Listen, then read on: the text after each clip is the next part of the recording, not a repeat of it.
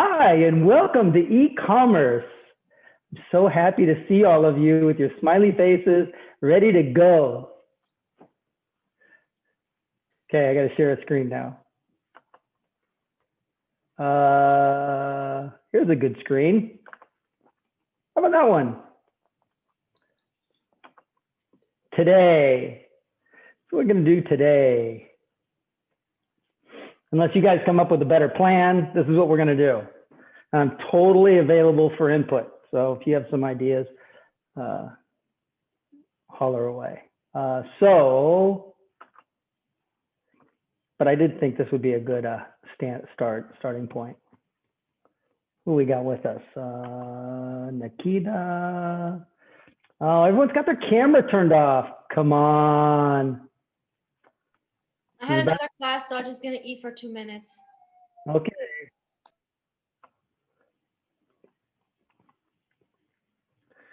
I'm trying to crank up engagement here. Although I did get some good feedback from you guys, and we're going to talk about that in a minute, about the quiz and feedback. So this is what we're going to talk about today, quiz and feedback. To start, then project one activities, go over. You guys are going to talk about your projects, so the rest of the gang can see what you're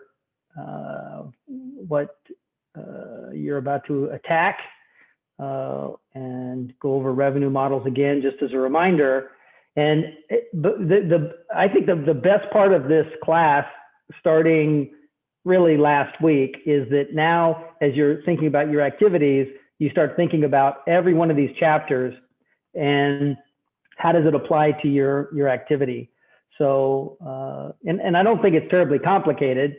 What I think makes it complicated or fun, I guess, if you're interested in the topic, is that how do you put all those pieces together? We're going to come back later in the class and we're going to apply the technology stuff a little bit. But for those of you who are kind of not interested in that so much, hopefully this part is much more interesting. Okay, so here's some review on the quiz. So on average, you saw the stats. If you looked on Slack, the 78% was the average switch.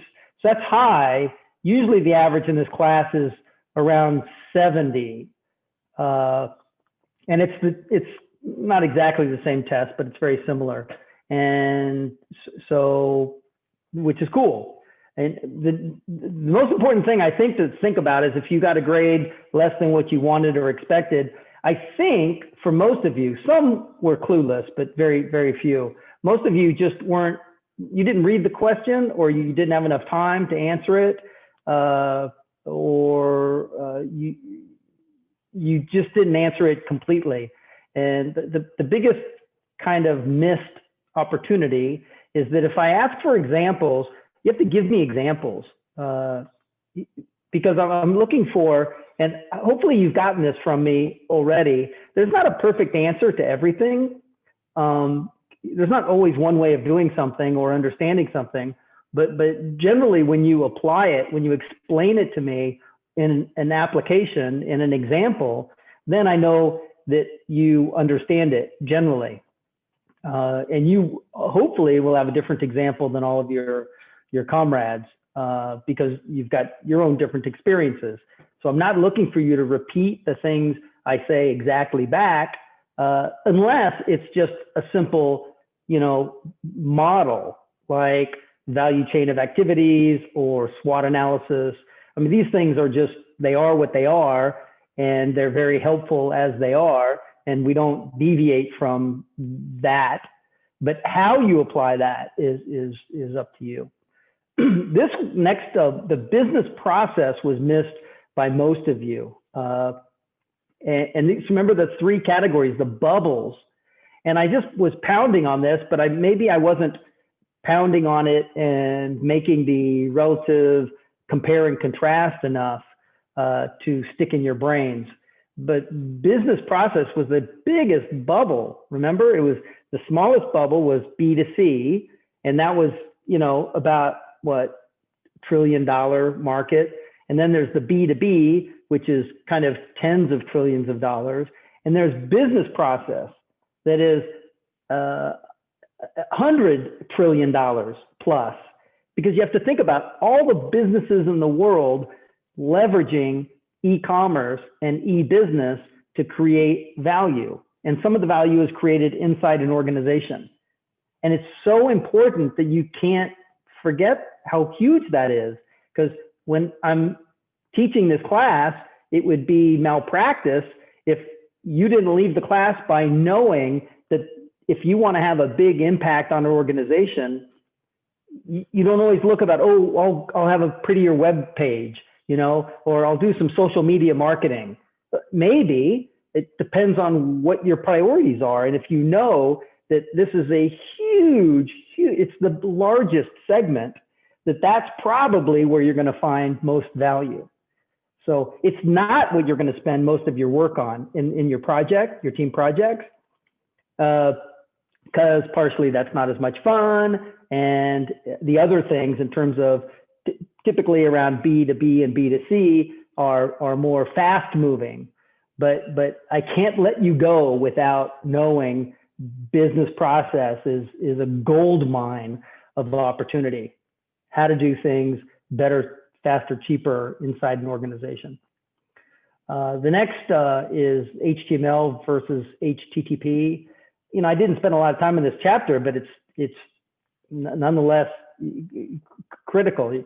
HTML, hypertext markup language. That's if you go to a web page and you right click on that web page and you see the content all in that language. That language is hypertext markup language. It's what that guy, Tim Berners-Lee from CERN created.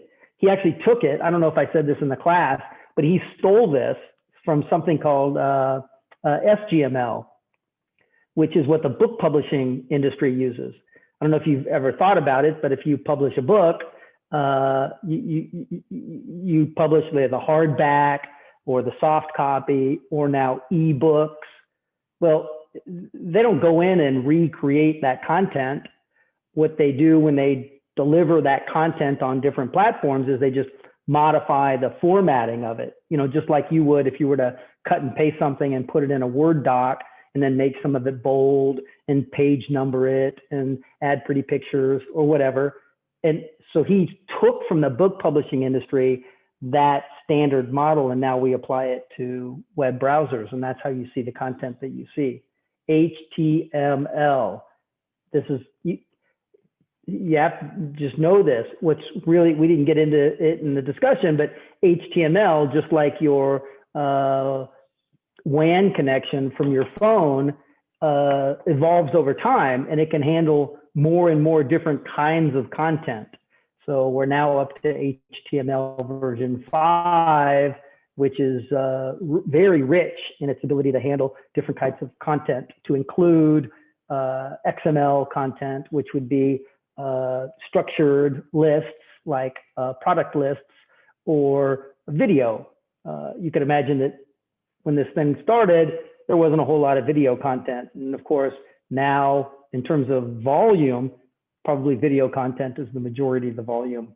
And so it's important to know that we go through these different evolutions of these standards to accommodate the different use cases as we go forward.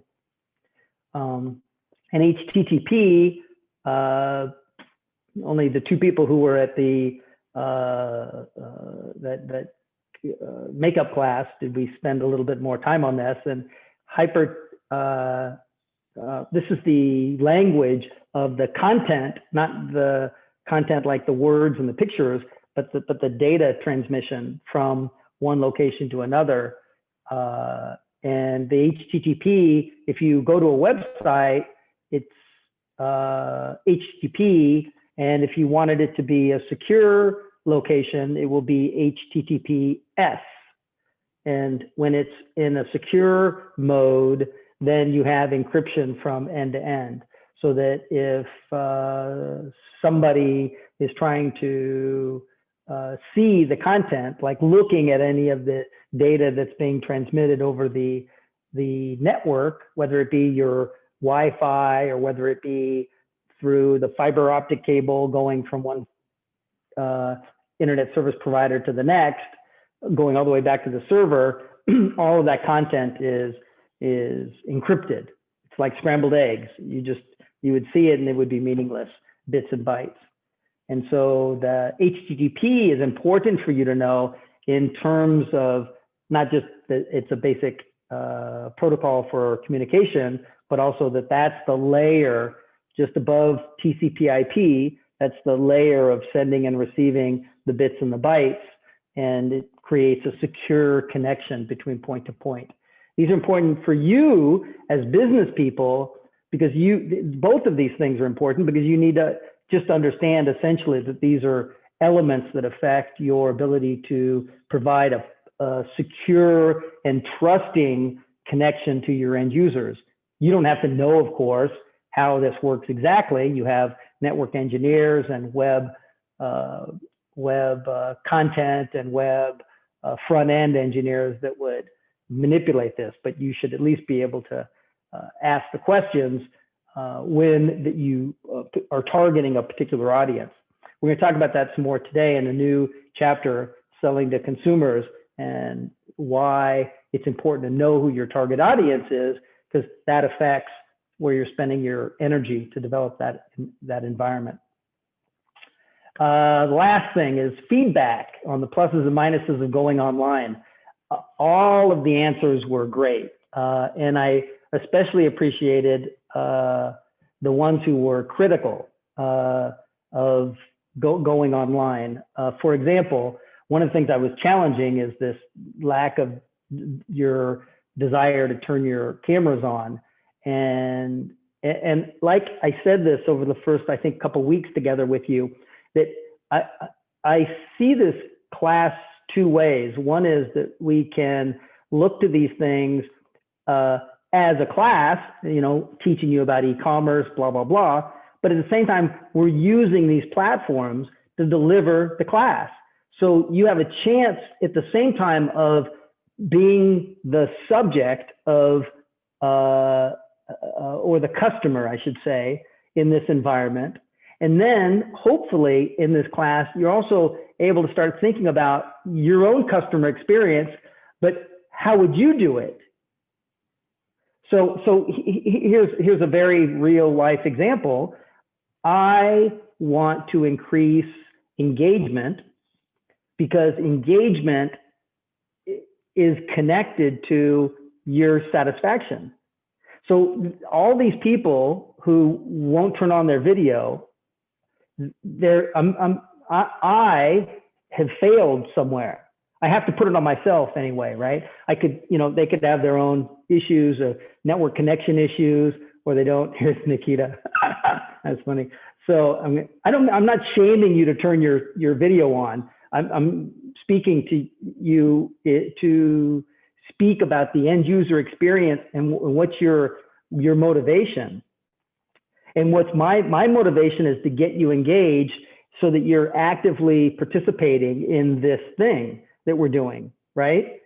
Because if I can see you, then I know, like Maria just turned hers on, right? Maybe she's like going to sleep on me, her head falls to the table, and I would be able to see that. And you're not in the class, and I can see that in the class. As soon as about half of your heads start to fall off, that you're about to go to sleep, then I know it's either time for a break or whatever I'm doing or saying is boring and monotonous, and I need to mix it up a little bit. So I have to see this platform that we're now forced to use, but you're my customers. So how you're paying a lot of friggin' money, right? Maybe it's you, maybe it's your parents, maybe it's a combination, and maybe one of you might be on a scholarship of some kind, but you're the customer. So how can we make this a positive experience? Because you're spending a lot of money and you're expecting a pretty damn good education. You don't want to graduate from here with a piece of paper and then not have the basic education that you expected, because when you go work somewhere and they say, didn't you take that in university? You had an e-commerce class and they didn't tell you about like customer journeys or the development of the life cycle of engagement with a client or leveraging social media marketing. I mean, that's the level of, you know, you're in deep shit if you end up in there. And so this is directly related to this platform that we're using. You know, I can have the most wonderful slides or not use slides at all, or have the most wonderful presentation. But if there's not that level of engagement, then it's all for naught. We're going to talk about that today in this next class, which I think is, I don't know, for me, it's my favorite chapter, selling to consumers, because I think it applies to everything, even if you're selling to business, B2B, or even a business process. I think it's also related, because even in business process, essentially, you're getting employees to use technology to improve a business process. But if you don't have a customer service hat on as you identify ways to improve leveraging technology into business process, then it's going to be a total waste of money. You're going to spend all this money and energy and resource to create something, and nobody's going to use it. So I think this customer-centric approach is universal, and we'll go through that today. The other feedback I get, and by the way, I hope you don't mind, but I took your feedback and I sent it to the rector's office anonymously. They don't know who you are, but because it was really good. And then the positive ones too. You like going online. You like being able to have a class with your dog in your lap, or your pajamas on, or eating lunch, or whatever. So so there are trade-offs. It's positives and negatives, and we just have to collectively work through that so that this really is the most positive experience for you. And I think in both ways, again, specifically that you learn as much and are as effective in learning in this online community, and thinking about, oh, wow, in an online situation, these are the trade-offs versus being in person. And in your business environment, you have to consider all of those, like, for example, chat, or maybe a video chat as part of your customer service strategy. And you guys are going to talk about your projects in a little bit, and you should already be thinking about, and some of you have, you even wrote it in your summaries, how might I apply technology to either leverage a strength or mitigate a weakness. And a couple of you have that in mind in your customer service. Can I just ask, is it just me, or is like your audio super echoey? And super bad, actually. It's really bad. It's been like that really since the beginning, but it's just very echoey. Okay. Let me do something. Yeah, it seems like you're like far from the microphone. I am. I'm actually at the beach, and this is a virtual background. This isn't real. Hold on a second.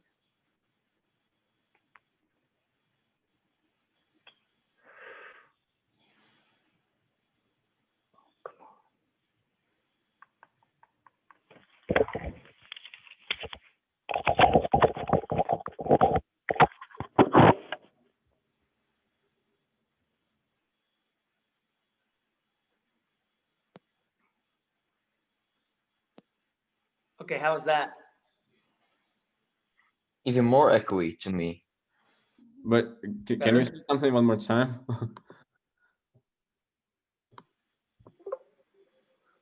Someone say something. Hello? Now it's better. Like, for me, it's better. Better for me. Unmute, then say something. Yeah, that's fine for me, at least. Hang on a second. Sorry about this. I just disconnected. I was using my earbuds before, and now I'm not, but now it doesn't seem to have picked up my audio. Or I can't, or the mic, I can't, or the speaker, I can't either of those things. Come on.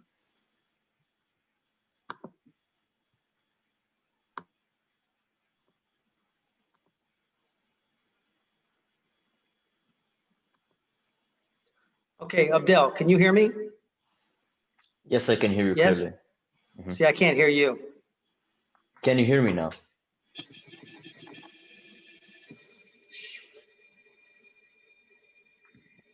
Well, that's not gonna fly. How do I do that?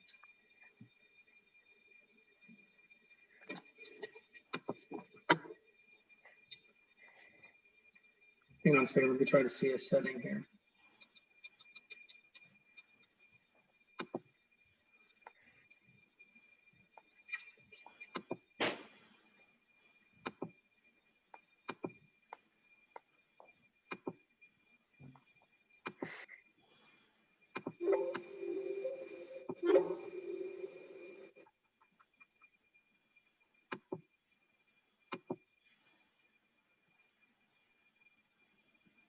Try it again. Can you hear me now? Crap, Can you hear me now? I can't see what to do. I mean, it says that my speakers are my speakers. I can hear my speakers, any other content. Yeah, I can hear you, but can you hear me? He can. Oh, he can't. I think maybe he cannot hear us all.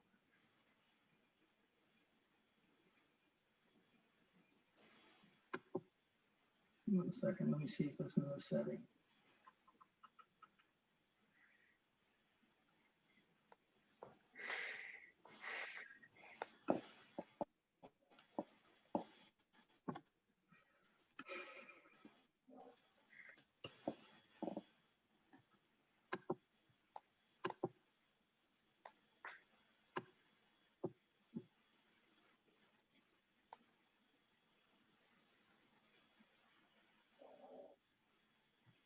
Yeah, I could do that. I'll try that.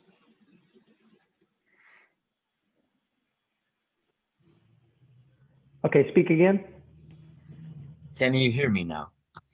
I can, but can you hear me clearly, Yes. or is it still come? No, now it's better Now to it's my clear. side. Yes, to my side, it's clear. Who started this rodeo? Was that?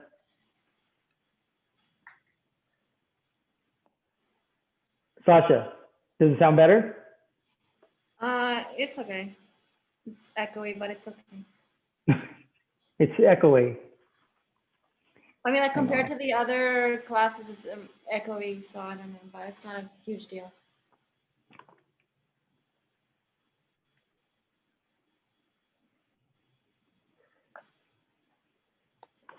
Hang on one second.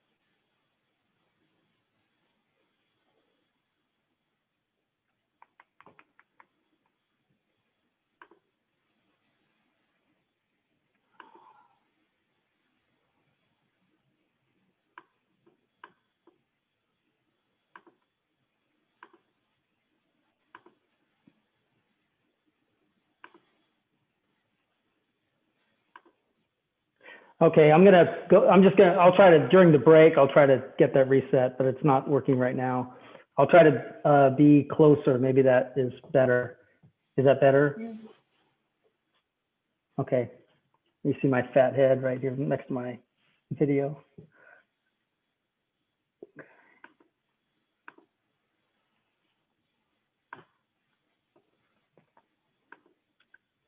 Okay, so actually the next part that I like is actually for you guys to speak more. So this might work out, and then I'll hopefully get that fixed during the break.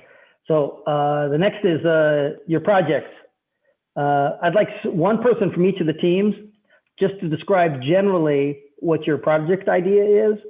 And in that, I want you to, and I've given some of you some feedback on what I saw. I didn't actually specifically ask you guys to do a 1.1, but at the end of the session, we'll get into a 1.1.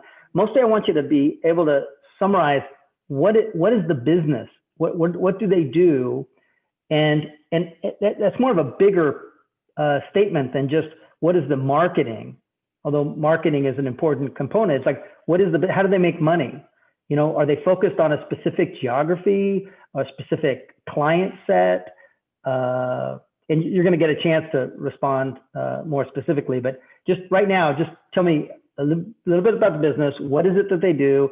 Where do they do it? How do they make money? And then what's your basic SWOT? Don't go through it all, but just pick on the highlights of what it is that you're focused on. So that'll give us time to go through all 6 of these projects.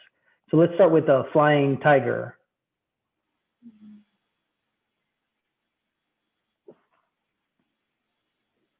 Anybody from Flying Tiger? So most of you guys know that Flying Tiger is a store that sells a lot of different kind of like gifts or something. Some of them are very simple, just like, I don't know, like a soap or something like this. And then they have very like interesting type of things that you normally wouldn't see in a regular shop. They're from Denmark, and they actually have like over 900 stores around the whole world. The only thing is that the problem that we're looking at is that they have so many stores, but they have so far only one, which was actually recent, only one online shop. So like you can actually go online and see their shop like in a lot of different languages that they have set up, but you can't actually like buy anything and like have it sent to your house or whatever. There's only one of those that you can do that with, and that's in Denmark. So we're looking at like how could we get more of those stores around the world, because of the physical stores are already so many of them out there.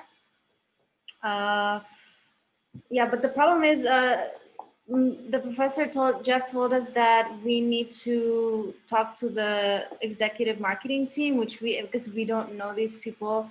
So that's why we're gonna actually go out and try to call them up and see if we can get anything out of them. Yeah. And why would I push you to do that?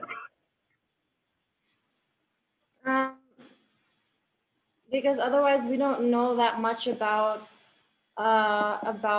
their strategies and what they do and what they are doing now to solve this problem that we're looking at. And then also at the end we can potentially give them our observations as well. Right. Yeah, that's the most important thing is, I think anecdotally, and this is the word we use, if we have an observation of something, like we can see that they don't have online stores except for the one in their headquarters location, in their native language and geography. The presumption is that, oh my gosh, why don't they just open up the stores? I mean, these are very successful business people. These stores are growing quite rapidly. I don't know what's happened during the COVID times, but maybe they've already thought about this. Not maybe, they've already thought about this. And so they've made a conscious decision not to go online.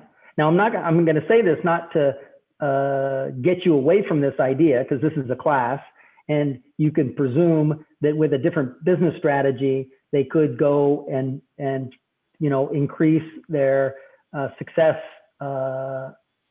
built on their previous success by going online. But you have to know what their strategy is.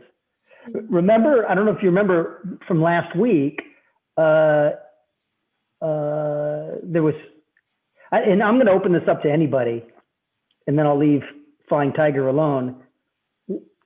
Somebody remember something after there were specific revenue models, and then below that there was a consideration that you had when you were going online that you need to think about when you're going online and having different channels. Can somebody imagine what Flying Tiger might think about here? Let me open this up, because Flying Tiger, since it is a fairly well-known brand, and you can just click on raise my hand for those of you with your videos off. I'm not going to harass you to turn your videos on, but we do miss your smiley face. Who's been in a Flying Tiger store? Yeah. Keep it up. Just Joanna and Maria and Marek and Calvin and Crystal, Nikita, you're too low. Okay, so those of you who've been into a store, what would you say if somebody came and said, I want to go online? What do you think might happen?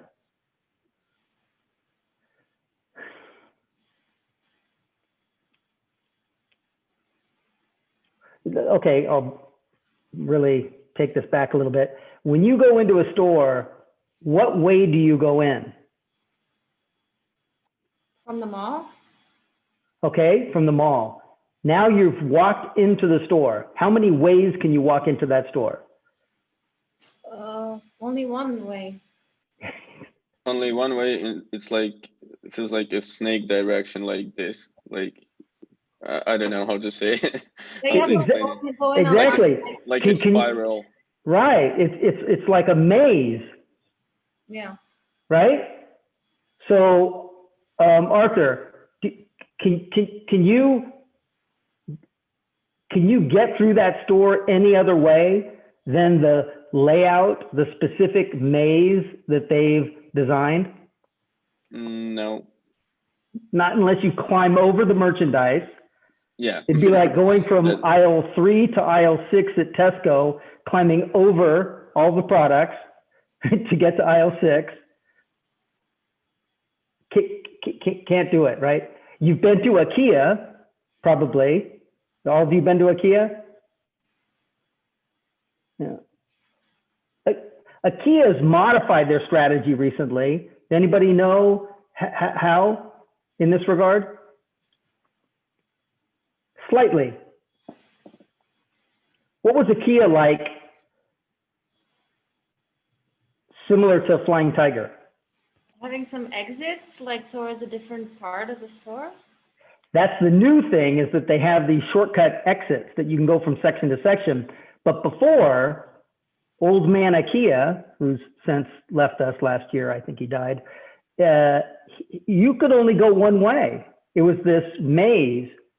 What happens when I dictate to you how you see my products?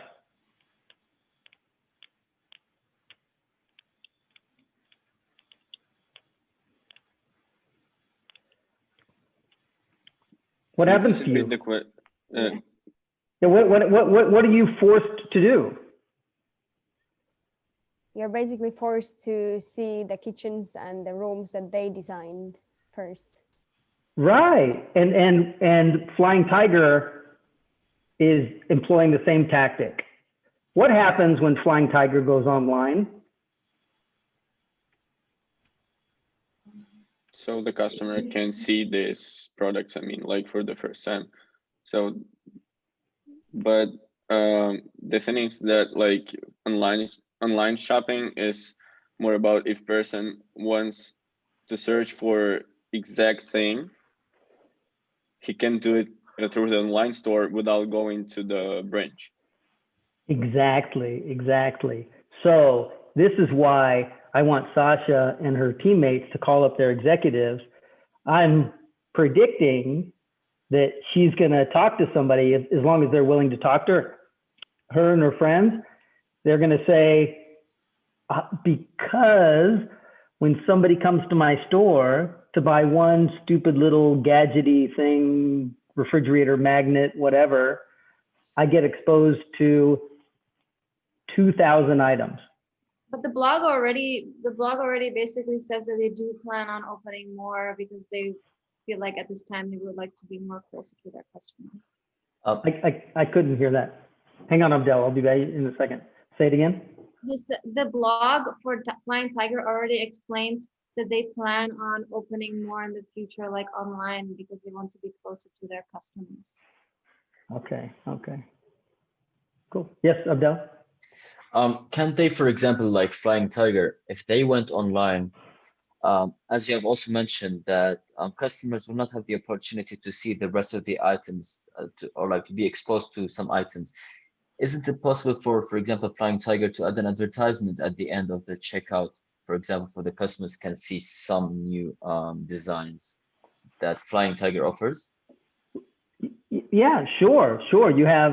You have limitless opportunities if you own the customer interface, the UI. You can put there whatever, you can spam them, you can do whatever you want, and then you just have to see what the effect is and determine whether that's got the same effect as my store. But wouldn't that, sorry for the interruption, but wouldn't that be also turned to a weakness? Because maybe some customers don't like to have pop-up ads. It's like, for example, going to the retailer store or like the in-ground store and having someone at the door just like trying to grab you to the products while you are there just to buy a small gadget. Right. Those barkers they pay. In fact, one of your teams, we'll talk about it in a second, Shaw Academy, has got probably something to say about that, I think, in a different context, but you have to, this is where it's, by the way, there's no, if I'm just challenging conventional wisdom, I'm not saying that one is better than the other, but one should think about before one takes an action, what is my overall business goal and objective? What are my strategies? And then specifically what tactics reinforce that strategy so that I either get what I want or I don't. And if I don't, then I can modify it and I can go do something else. But I'm just introducing to you that you need to think about at the highest level, why am I doing what I'm doing? And they might. One more thing, and then we'll move on to the next group.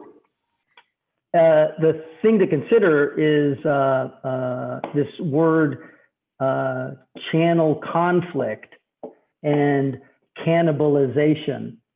You'll see these words again in your midterm, by the way. So you want to maybe write that down and go, okay, if I don't know what the hell he's talking about, go look it up. The channel conflict is where I have conflict. I have somebody coming to my store. We'll stick with Flying Tiger right now, and maybe separately, I have like an e-business department within Flying Tiger, and my e-commerce department is making a special promotion because they're trying to increase their revenues and their customer attraction. So there might be a call to action to say 25% off all refrigerator magnets, or I don't know all the shit that they sell there, but I've been there. But or tape dispenser with puppy dogs, or I'm going to make that offer online for 25% discount.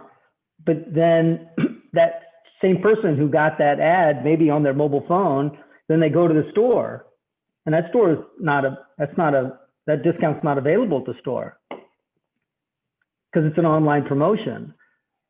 So that's an example of a channel conflict. Or the person or a company that makes that doggy tape dispenser is selling it at Flying Tiger, and separately it's available on Amazon.com. And the person buying them from the doggy producer bought 1 million units, and now they're selling them at cost plus 10%. And Flying Tiger, I would predict, has probably about a 50% profit margin on most of its products on average. That's typically what these kind of specialty stores, they make really good margins, not big volumes, but really good margins. And so you have to think about that kind of channel conflict that might exist if there's yet another source to get that same thing, and online creates a lot of channel conflict. Any of you who are in the consumer buying a business, which is all of you buy things, you don't look typically to one place to go buy something, especially as the price goes up. You look everywhere you can, and you look for the differentiation on either maybe I get a better warranty, or I get better service from that, or I get a better price from that outlet, that channel. And so the person who's making those things wants as many of those things out into the market as possible. But they don't want us, the consumers, to be dissatisfied. So we don't want to create a lot of channel conflict by putting our products in competitive channels that way. At least we have to think about it. And the other one is cannibalization. And that means if I put something online, I'm not getting people to come to my store. And this is a huge issue for just me talking. I don't run their company, but this would be a huge issue for them. IKEA is the same. IKEA I follow more closely. IKEA just started to do online orders and then delivery. And every time they do that, you guys have all shopped at IKEA, right? Who goes in there to buy one thing and ends up buying one thing? Well, good for you, Jonah.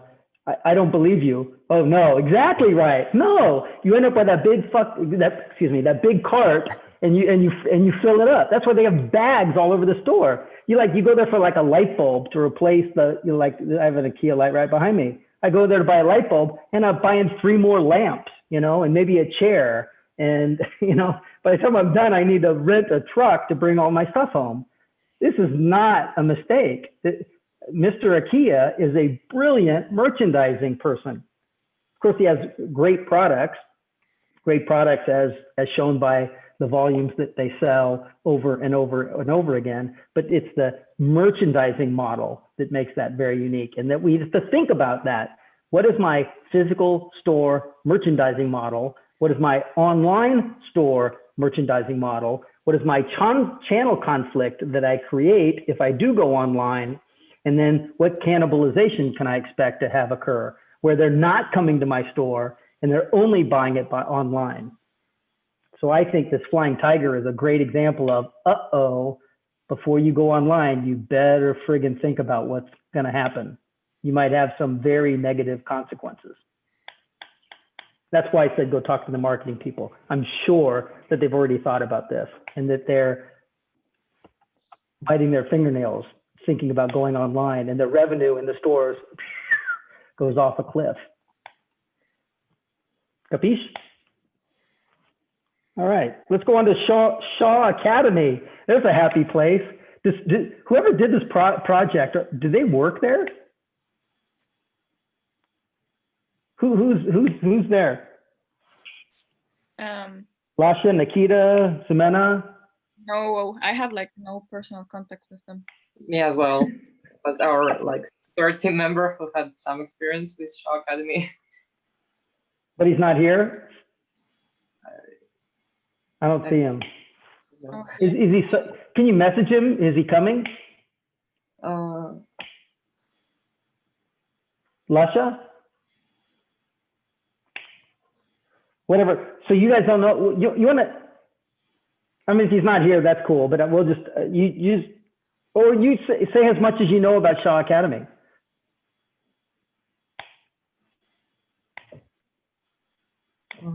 All right. Shaw Academy is like a privately owned online education organization, and it was founded in 2013 in Dublin, but now has offices in UK, US, and India. And it's offers a variety of different subjects, and we identified that it's one of its strengths, diverse courses, subjects, but at the same time, they have a really poor customer service, and bad business ethics. For example, we found that if you subscribe or Show Academy, it's basically impossible to cancel that subscription.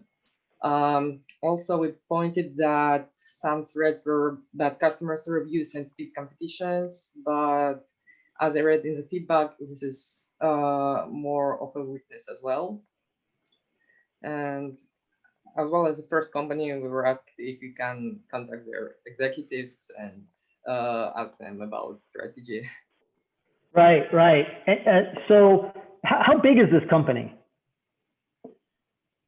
By the way, everyone should know the answer to this question, not for Shaw Academy, but for your own projects. I mean, how big is the operation? What are we talking about? Are we talking about $10 a month or 100 or 1 million or 100 million?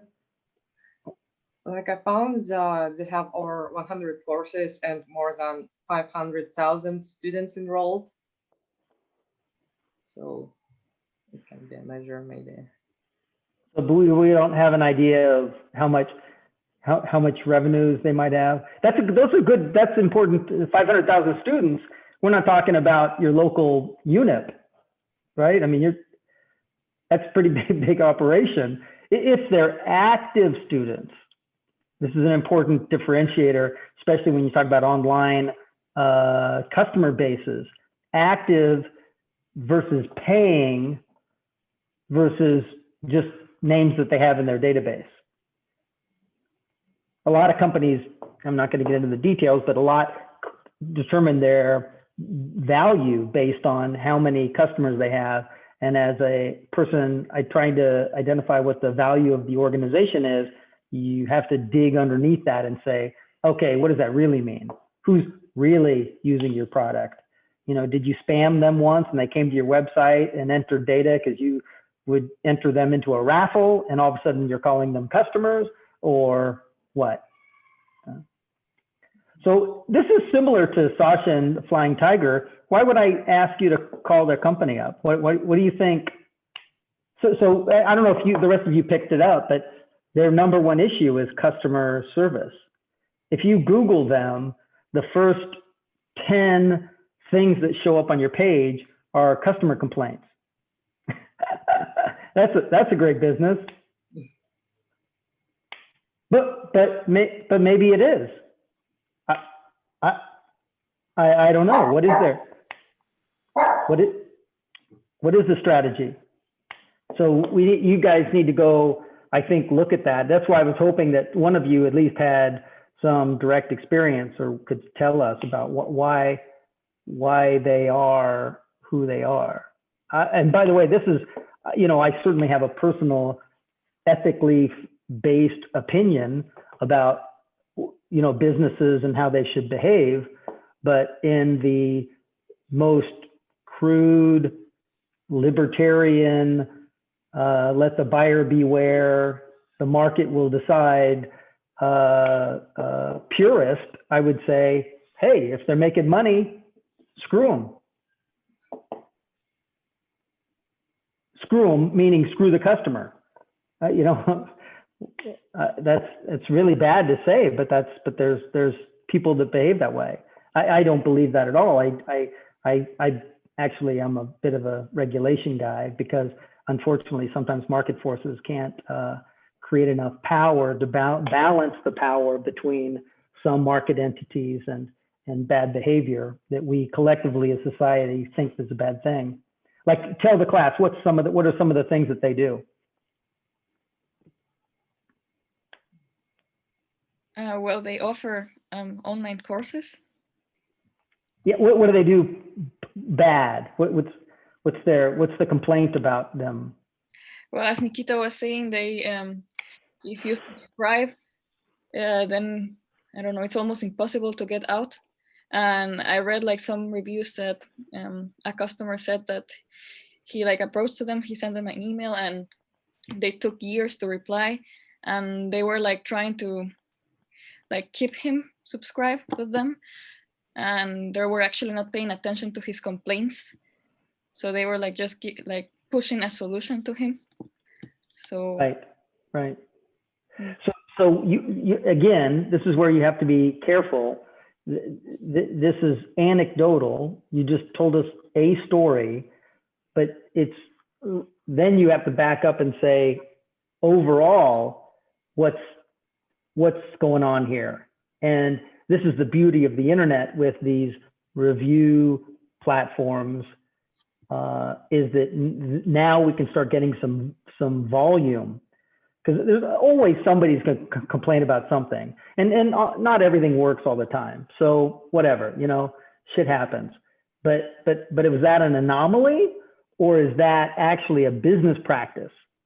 And then when you start see the reviews, 1,000, 2,000, 3,000, now we've got some statistics behind us that say this isn't a one-off.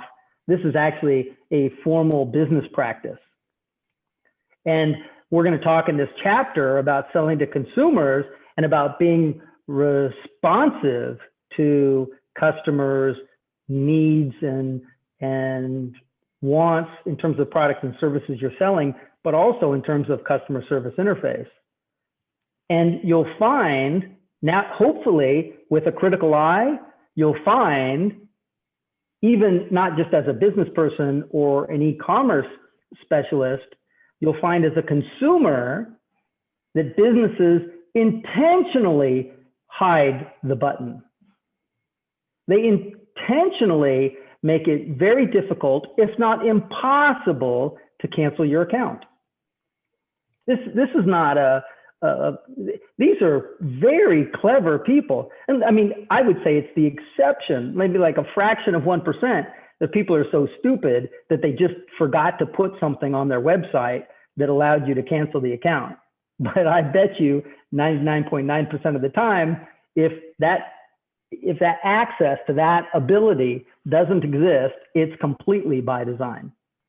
And that's where these guys, you can say that they very well could be running a very successful, profitable business. It's partly scam. Scam meaning in an ethical definition to say, if I'm providing a product or service to meet the needs or wants of my clients, then they will buy it in free will because they want to, not because you've basically held them hostage. You got their credit card and now they can't cancel your account. But I'm asking you to look at this both ways. Look at the bad actor side of it also, and identify that in fact, is that not their strategy? Okay, Modri Salon. I like this one. This is a little local shop. Who's buddy Yes, with hello. Can you hear me? Chad? Yeah, hello, can you hear me? I can hear you. Okay, so I have some problems with my internet connection, so if something happens, just tell me. Okay, so first of all, you have a mistake in your presentation. It says Monry Salon, not Modri. Pardon? You have a mistake in your presentation. It says Monry Salon, not Modri. So it's What did I like do? it's a. Take a look at our name. You have an N of instead the of Oh, a D. Modri. Yeah, just miss Oh, geez, Yeah. my apologies. Yeah. Mo- Can you give me like a second so I can connect my mobile antenna so you can hear me well? Sure. Oh, my apologies to Chan. Misrepresenting his product. Okay, let's jump ahead to my Yes. food. He's going to set up my food. Our project is a startup project or a company. It's Okay. unique in its field, Okay. which provides fast food deliveries, but we don't have a physical store where people can or customers can sit. They can order healthy food with good nutritional value in it for takeaway or drive-through. We also thought of we had lots of opportunities. One of them, which is linking up with already existing companies such as Dami Yidlo, because our company will be focused regionally in Czech Republic, particularly in Prague. Mhm. We also know that we have athletic people who would like to have ready meals, yet healthy in order not to destroy their diet. We were thinking about one of our weaknesses or threats. I'm not sure about this, but we still haven't reached a consensus, which is the leftover food. Whether we are going to store it in our place or like in the fridge or something, or whether we can to simply just give it to homeless people. Like that's we are trying to change the threats into opportunities or weakness to opportunities. Right. And I think some of my team have a better idea, so I will let them speak up for me this time. Okay, guys. Marek? Yeah, so basically you just said everything, I think, but yeah.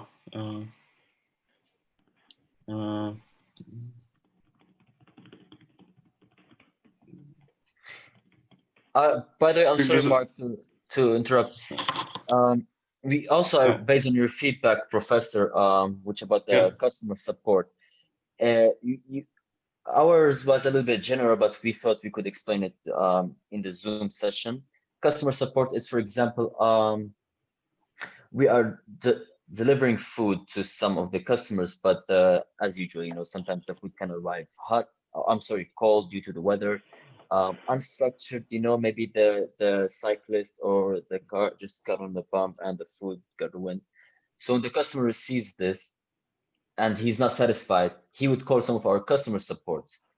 But since we are still a startup company, we need to hire, we can say somehow I-Tech experts or graduated students from university IT, which can help. Yeah, it's like we're giving benefits to Right.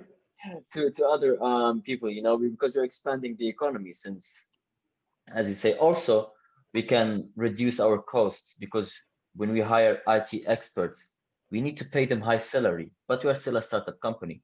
But if we hire a graduate students, we can give them a minimum salary, and therefore they can just have an experience. Therefore, they can grow bigger by time. Mm-hmm, mm-hmm. You know, these are important things. I think you're down in the weeds, the detail a little bit too much, but certainly these are things that one has to consider. And later we'll talk about this later when we talk about costing for an e-commerce initiative, because of course you don't have endless money or time or resources. So you have to prioritize, what am I going to do? And then of all the things that I could do, which we call projects, which projects or project is the most valuable to me, that's going to create the biggest return on investment. And you have to think about that. And I think when you are considerate about costs, then you quickly get, you know, cold water in your face and a wake up that says, hey, you know, that's a great idea, but, you know, I can't hire 3 IT experts to go create this thing because, for example, this Modri salon. I mean, this guy cuts hair for a living. So I don't know how many chairs he has in his salon, but he can't afford one IT guy.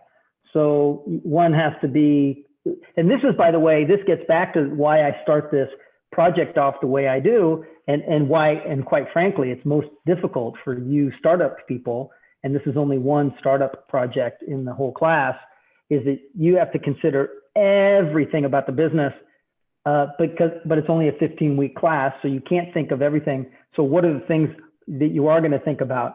And I'm pushing you back up to go, okay, what is your business? You know, and I think in this next activity that I'm going to assign today, that you'll get a little bit more focus.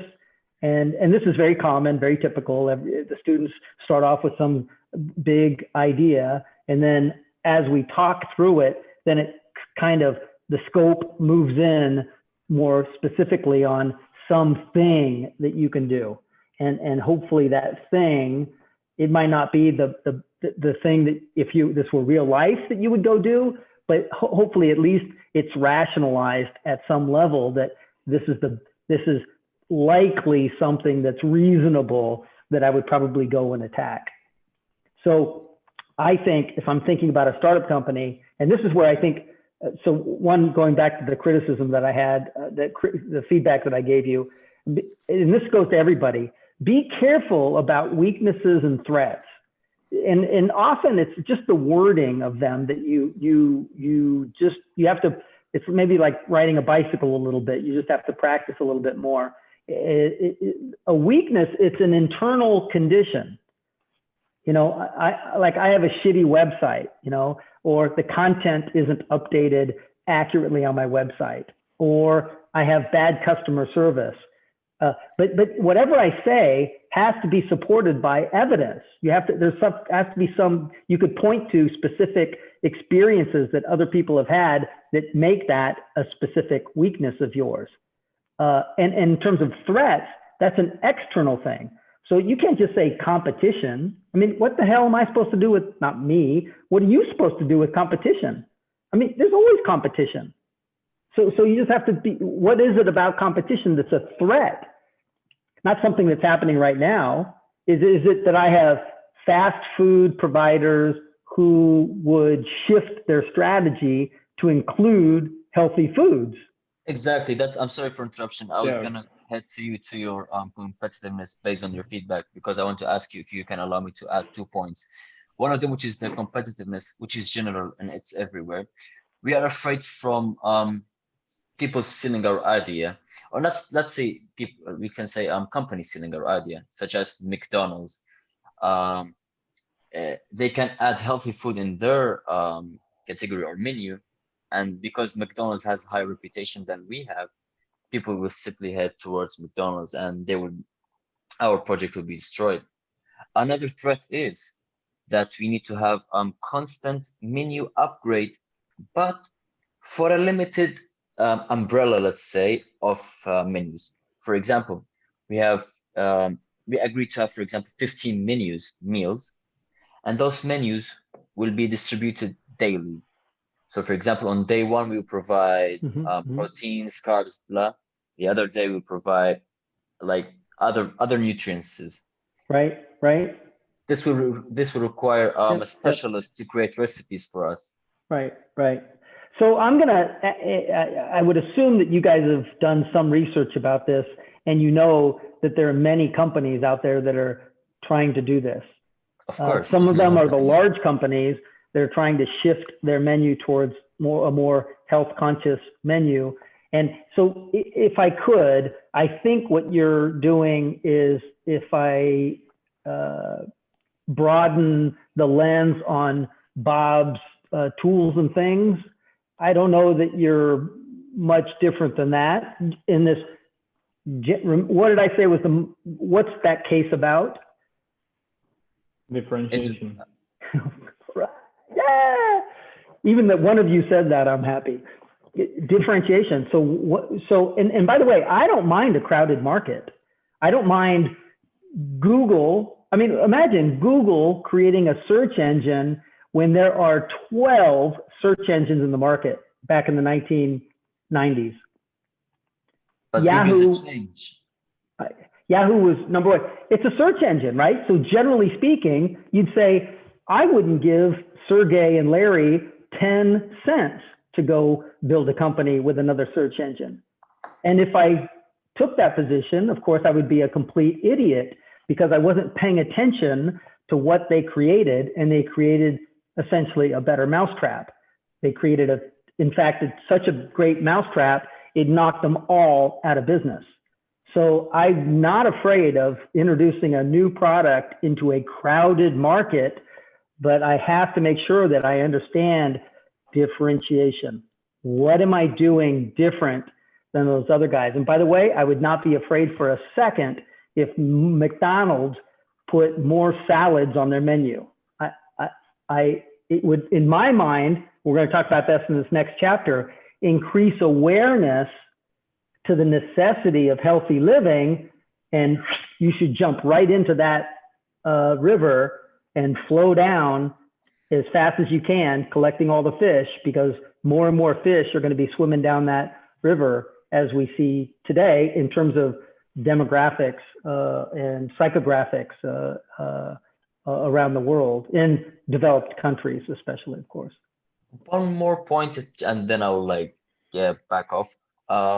But also, please don't forget that we're going to focus only on regional area, which is Prague. Also very important. Also very important. Yes.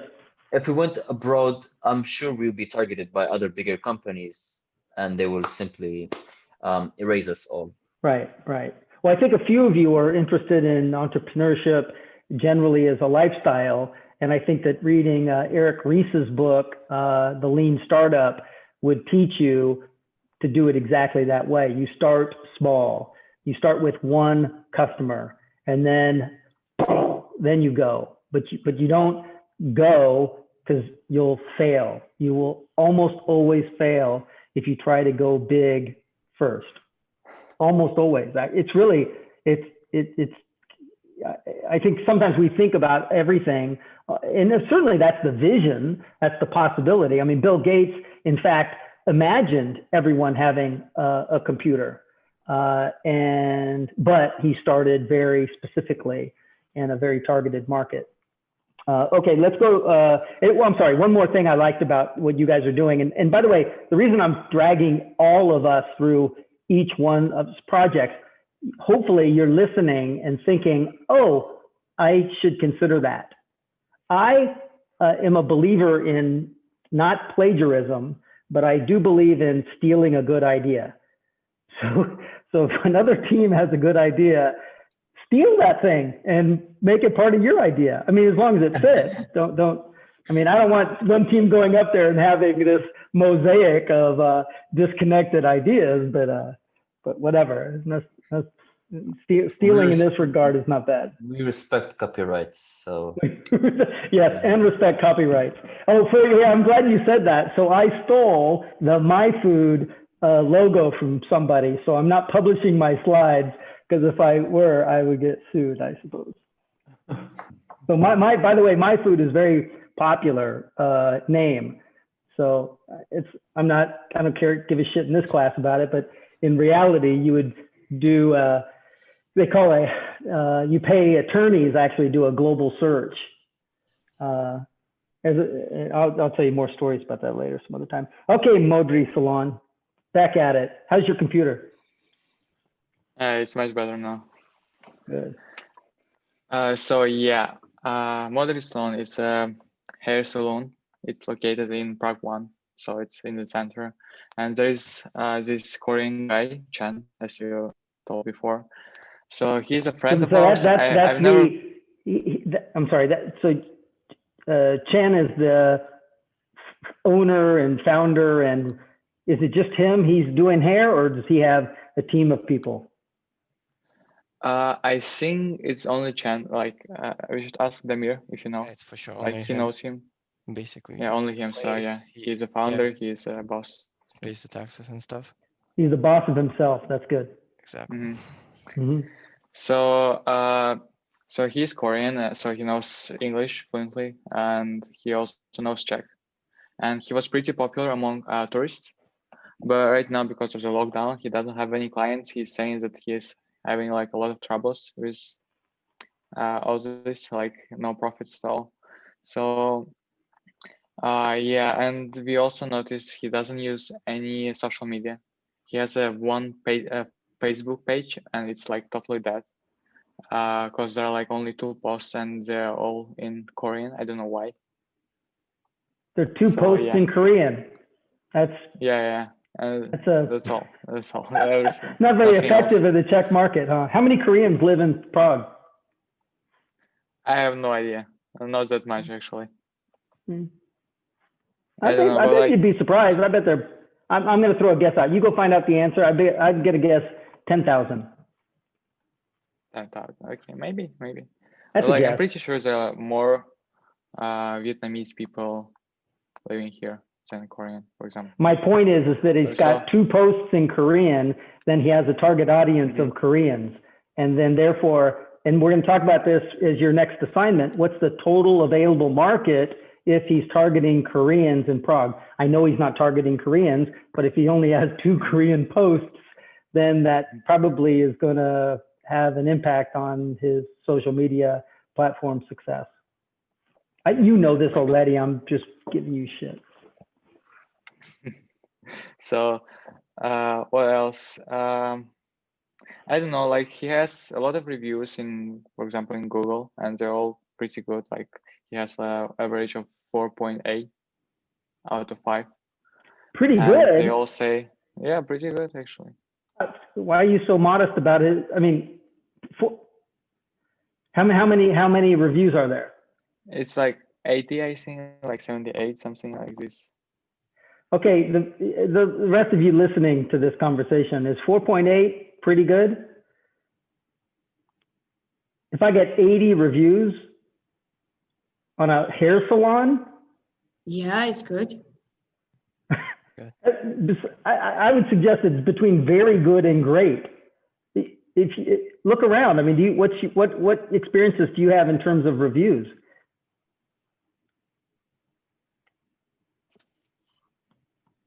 Would you buy something from somebody who had a review? Let's say, shoot. Oh, this is what I hate about this online thing. I can't get a fast reaction. Here, do it this way. Do it by show me your hands. And those of you, you have to turn your video on, at least for a second.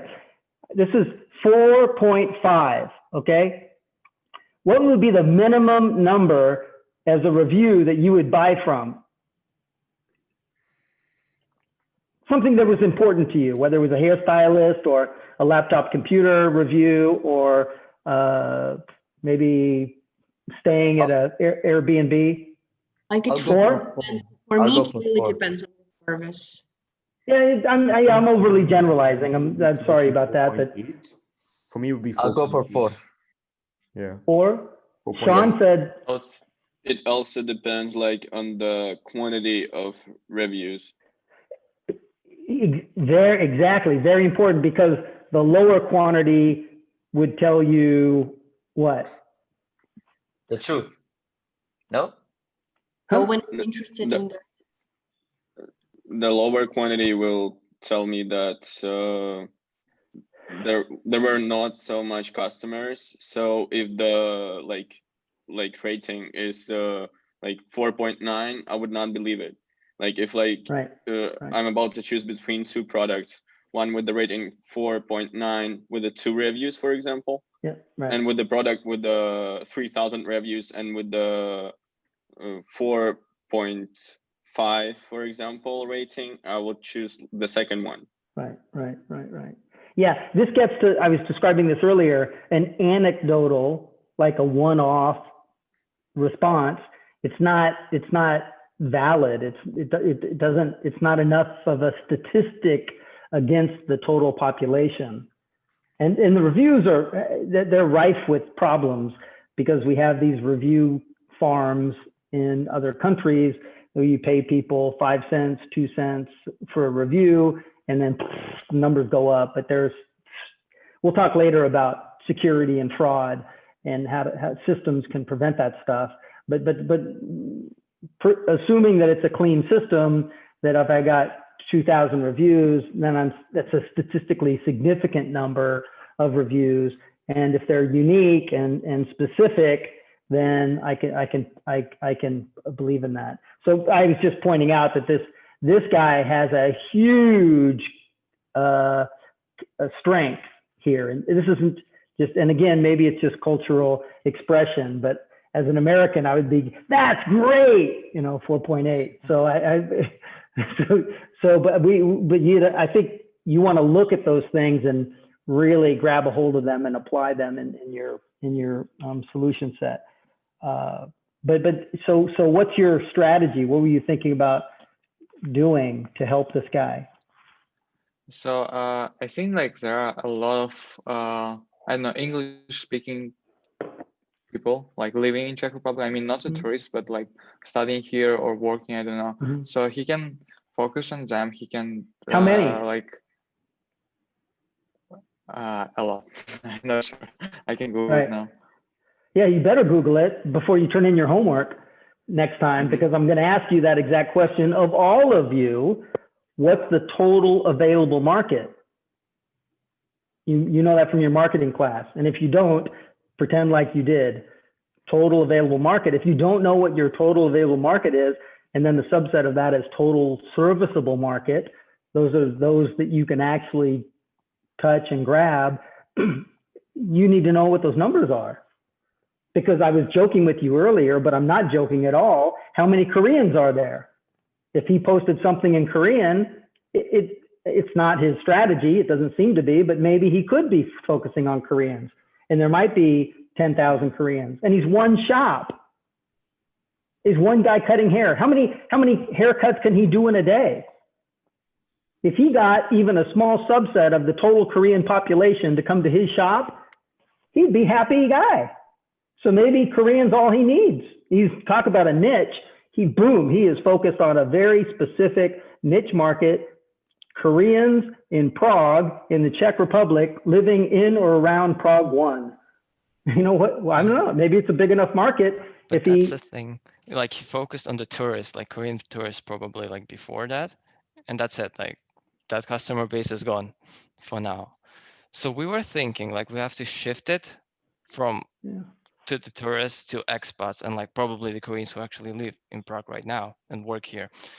We're thinking also like expanding it as well, like adding the people who don't speak Czech, for example, and want to communicate with their hairdresser in English. So that's kind of a thing. Totally.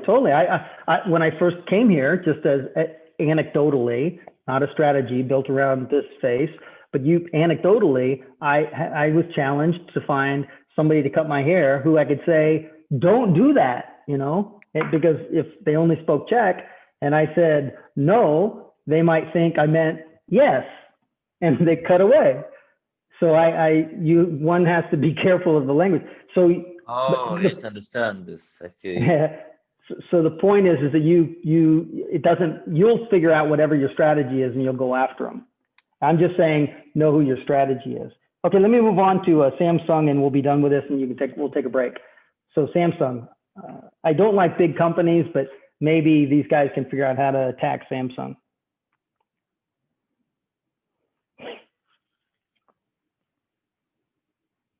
Anybody from Samsung?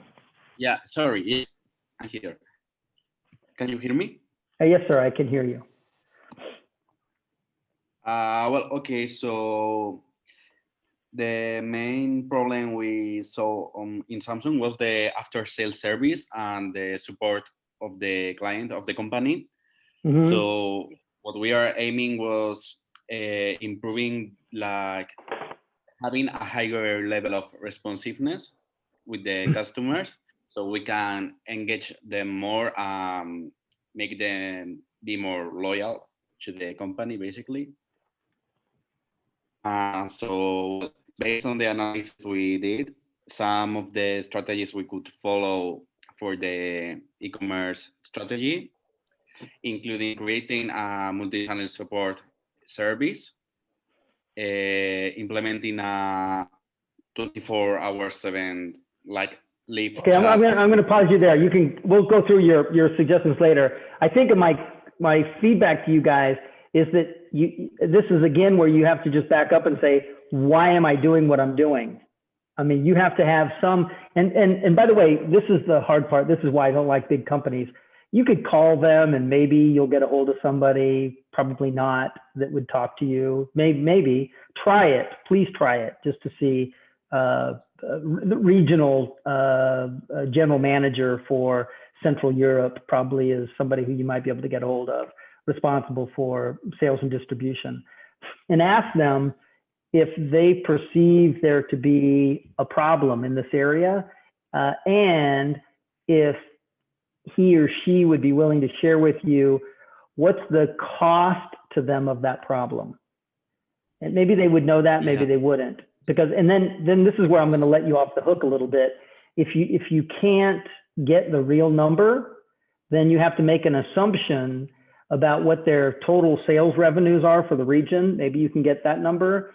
or even globally and extrapolate maybe, but try to figure out what's the cost to the company for that, because you have to, this is where you go back to the thing that Abdel was talking about earlier. If you're going to go hire a bunch of engineers and web developers and marketing and sales support resources, how much money would you spend to save how much money, right? And then only then can you get into the cost benefit discussion.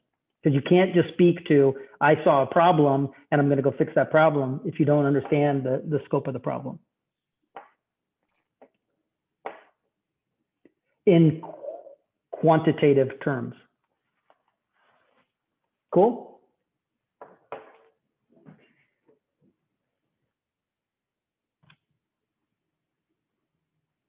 He hung up on me. That's great. That's effective teaching, huh? Right when you give some feedback and they hang up. The beauty of online. The equivalent is he just ran out the door in the back of the class.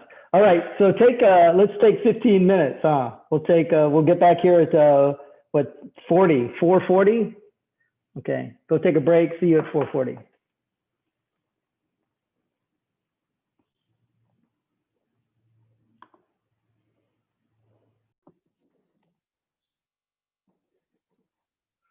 All right, round two. So I'm going to ask you guys to go back home and take a look at your activity 1.0 and look at this more closely now that we've talked through this and you've heard other people talk about their projects, and think about what's the most important thing about this business. Thinking about my food. Sir? Yes. Are we skipping Lidachki, or there was one more company? Did I skip you? Yes. I'm sorry. It's okay. I was saving the best for last. Okay. Okay, I'm lying, of course. I totally forgot about you. But you're on the chart. You're just over on the side, so I just made a mistake. Okay. Hlachki. Lidachki. Correct me, you checks. Correct me. How do I pronounce it? I don't. Yeah, having me correct your Czech pronunciation, that's where the disaster begins. Benjamin, were you going to do it for us? Yeah, it's Lidachki. Hlachki.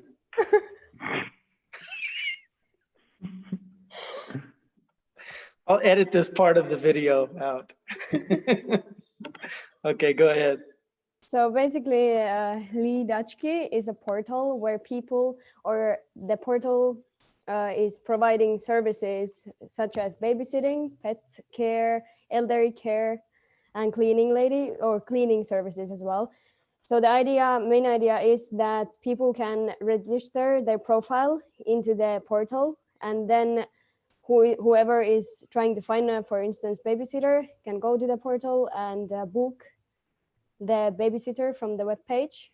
And what I was reading from the web page was that basically the booker who is booking the service is paying directly to the babysitter. They are not taking commissions, but where they are gaining money is there is membership payment. That if you want to be a membership of Lidachki, then you are paying, was it 300 something crowns?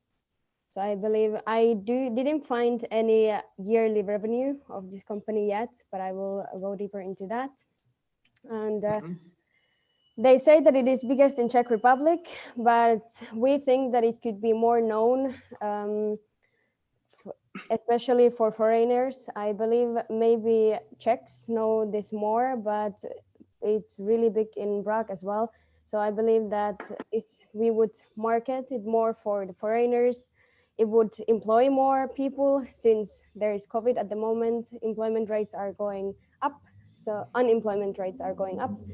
So in this way, if we would extend the services, we would put more services, not only pet care or babysitting or elderly care or cleaning lady care services. But if we would extend there, for instance, we'll check what we had somewhere, chefs, housekeepers, makeup artists, hairdressers, photographers, vets, nutritionists, and so on. So the idea would be that the services will be always delivered to you, to the customer. And so just to be clear, who's paying the customers that receive the services, or the people who are providing the services who want their services to be promoted on the platform? Wait a second, can you repeat? So you have a platform? Yes. Yeah. The portal. And a portal platform, and then you have customers who, for example, if I wanted my house cleaned, am I the person paying the fee? So basically, you pay directly to the cleaner. The portal is there to connect you to. Right. Who are communicating just directly to each other. Right, but you pay for the membership, if that's the question. That's what I was asking. Exactly. You have a week membership, month membership, or year membership, and you have the limited amount of people you can contact via this membership.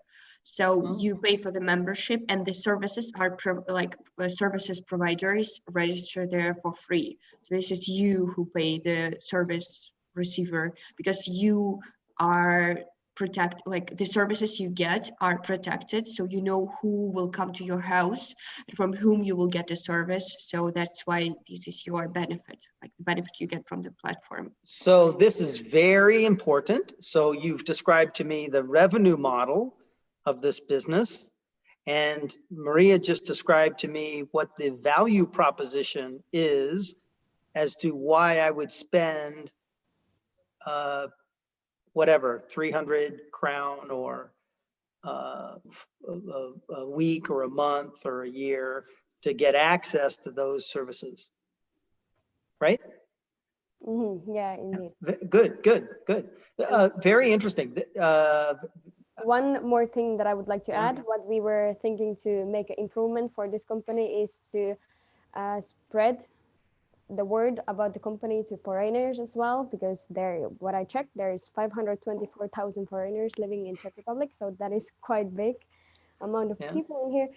So as I said, for instance, for people who are coming from other countries than Europe, they don't have the language necessarily, except English maybe. So it would be good for them or easier for them to find a job as well.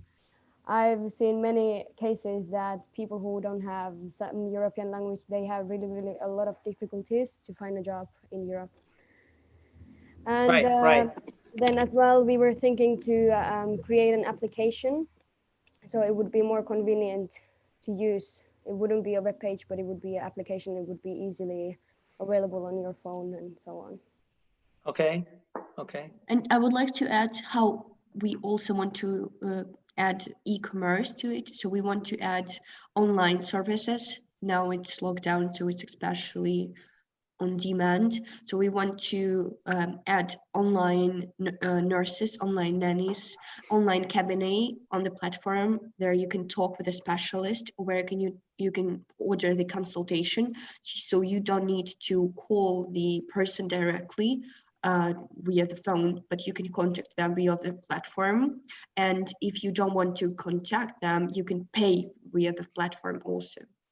Right. If you, for example, want to order the cleaning lady to the house, but you don't want to contact with her, so you go to work and she comes home, you don't need to leave her money, but you can pay her via the platform. So it would be also like e-commerce improvement. Okay, yeah. I don't mean to be a sexist, but can guys clean houses too? Surely. Yeah, sorry. Yeah. It's like, I mean, for your own people. I mean, I mean, this cleaning lady, throw that word out. It's you guys are running the show, and Benjamin, Abdel, and I are going to be cleaning houses soon. So housekeeper. There we go. And Mark's going to help out too. He's doing the Windows. I don't do Windows. So I think that's a good idea. I think you have to be really careful when you go at something like this, because it seems simple and logical, and you have to think about, and we're going to talk about this later, what are the specific value added activities? What are you providing and how are you providing that? And this is it sounds simple, but actually the execution of services, home services, is very difficult in execution. I mean, just imagine Uber.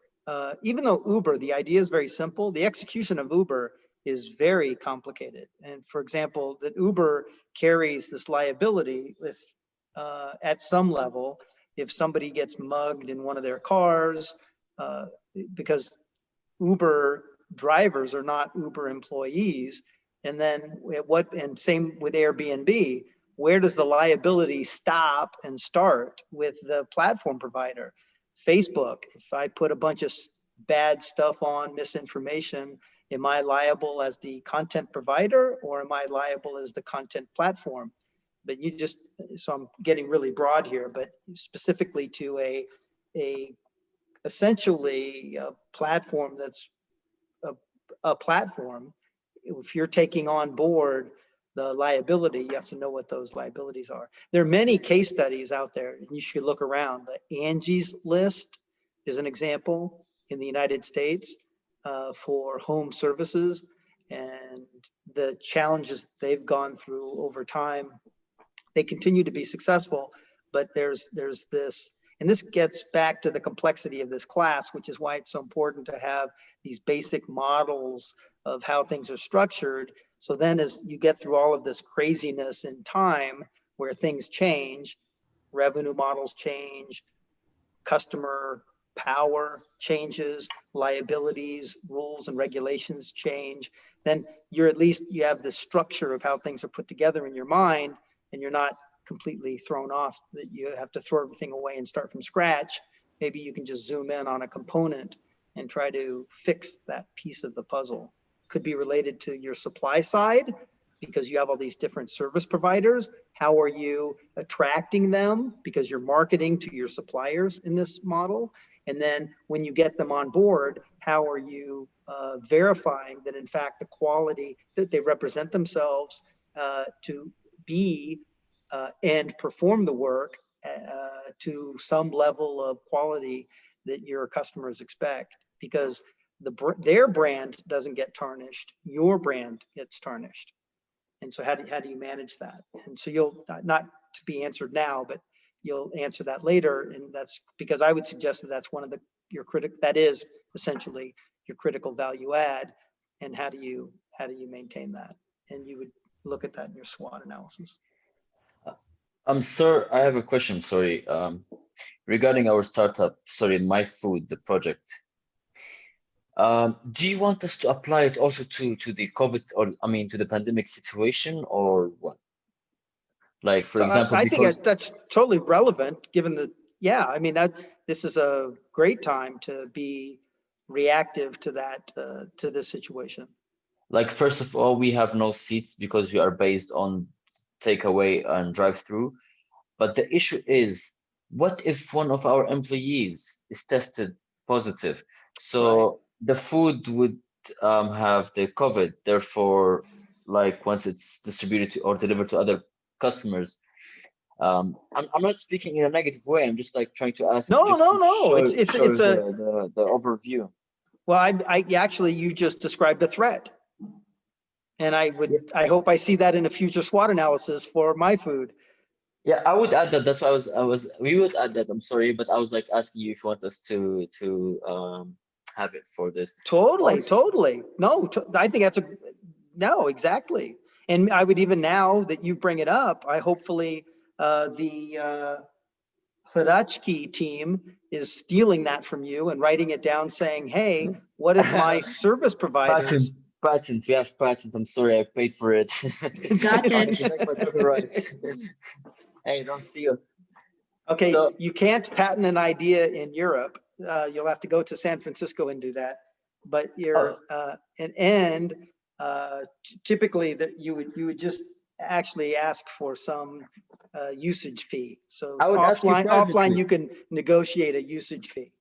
I would ask you privately because I was gonna also mention another idea, but then I remember that I have a competitive group next to me, so I would ask you. Yeah, I might ask you on Slack or like in private chat. Actually, right? this is being recorded, so for copyright, you want to be able to prove that you were the first person to come up with the idea. So if you were to say it right now, you could use this as evidence in the court case to sue any infringement. It's a joke.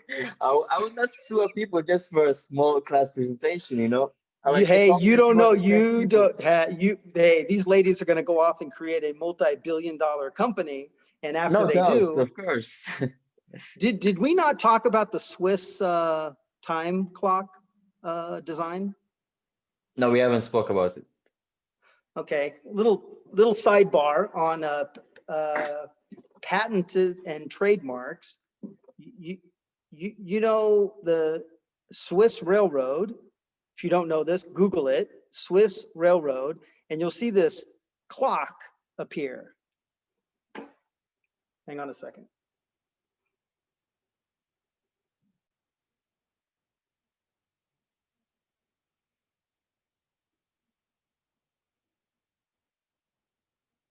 So what's wrong with it? Well, I'm going to explain it to you in a second. That one, right in the middle. See that? That design is owned by the Swiss Railroad. Apple used that design for their iPhone clock interface. And so some very clever character from the Swiss Railroad called Cupertino, California, and said, hey, what's up with you using our clock? And the Apple guy said, oh, that's not your clock, or you don't have any rights to that, blah, blah, blah, blah, blah, blah. Guess how much Apple paid the Swiss Railroad to use that icon?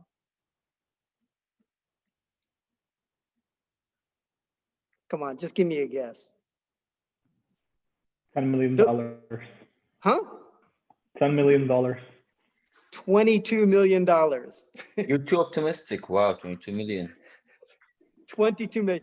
So the point here is that never is an idea too small because you don't know where it's going to go. So whatever. Okay, enough of that. Okay, good job, though. I like this idea a lot, and I think there's a lot you're going to do with that idea, especially when you consider your target market and what your value proposition is. All right, let's. One of the things that you guys have.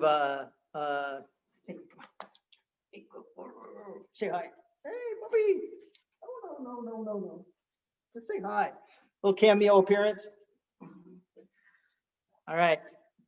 The revenue models, you have to think about where you're making revenue, and you guys have thought about that in some of your ideas. So even if you're selling a product, or maybe you're getting money from the suppliers, because maybe, as an example, the service agencies could also be charging a subscription fee for the businesses to be sponsored on that site.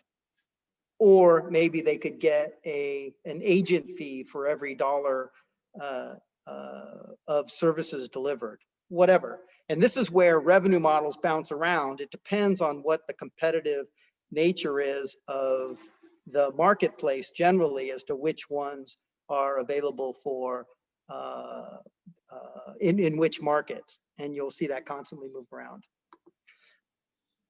So just know what these are, and then constantly go back into your projects and constantly think about what revenue models are relevant. And don't just like add them on because you can. And we'll go through more examples in this class, especially with our guest speaker coming up.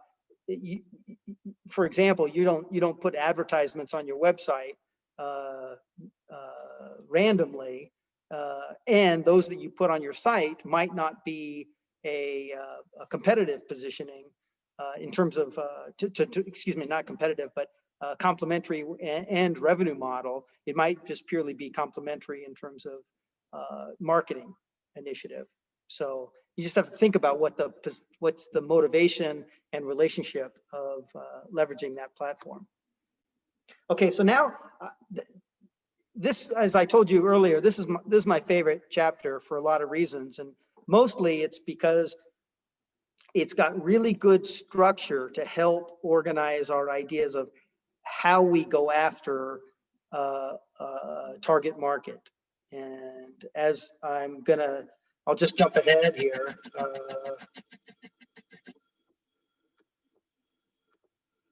This is your activity 2.0.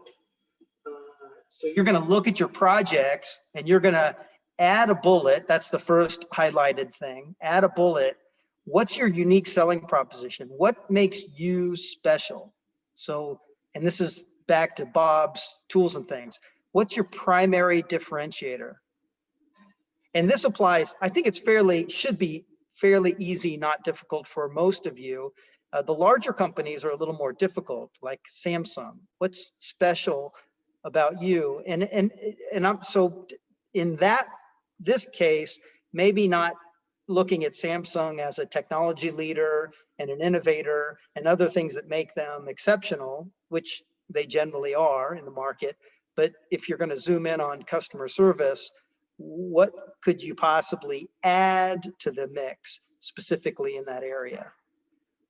And then the next one is what's the total available market? And so this is going to force you, and this is what I really like about the smaller companies, you can see really quickly, who am I going after? If I'm doing my food and I'm in the Czech Republic, am I in all of the Czech Republic, or am I in the major metropolitan areas? Am I going after English speakers or Czech speakers, or who am I? Health people, people who are sports enthusiasts. What's the segmentation around what I'm going after? And I want you to, as much as possible, go back into your marketing books. And I don't want you to boil the ocean about this, but I want you at least to be able to think about like which are the specific areas. And I wrote down here demographic, geographic, psychographic, behavioral. What are the attributes of the market that I'm going after? And then, and I'm teasing this one next step is, and we talked about this earlier, what's the cost benefit? If I'm going to spend $100,000 to develop that particular capability on a website, and then have the people behind it, in as much as I need the human resources to support it, how much am I going to spend doing that? There's typically two costs, and usually the benefits are ongoing, but the costs are upfront costs and then ongoing maintenance costs.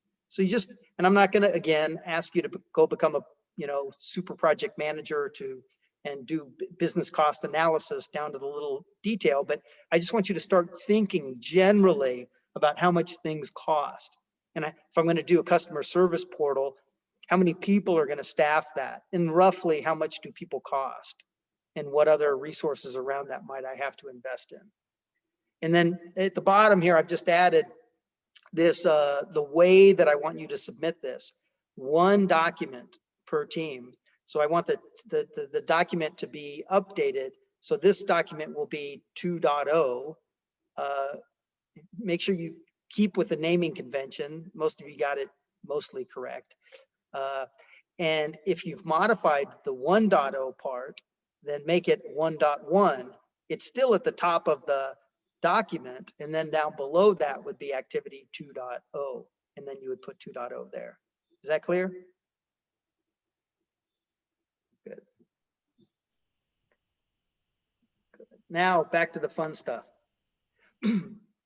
So essentially, I don't like these summary bullets, but essentially this is just marketing 101, but action, the specific things you do in marketing. So the first thing to consider is that this is the 4 Ps. We said this at the beginning of the class. These are Kotler's 4 Ps of marketing: product, price, place, promotion.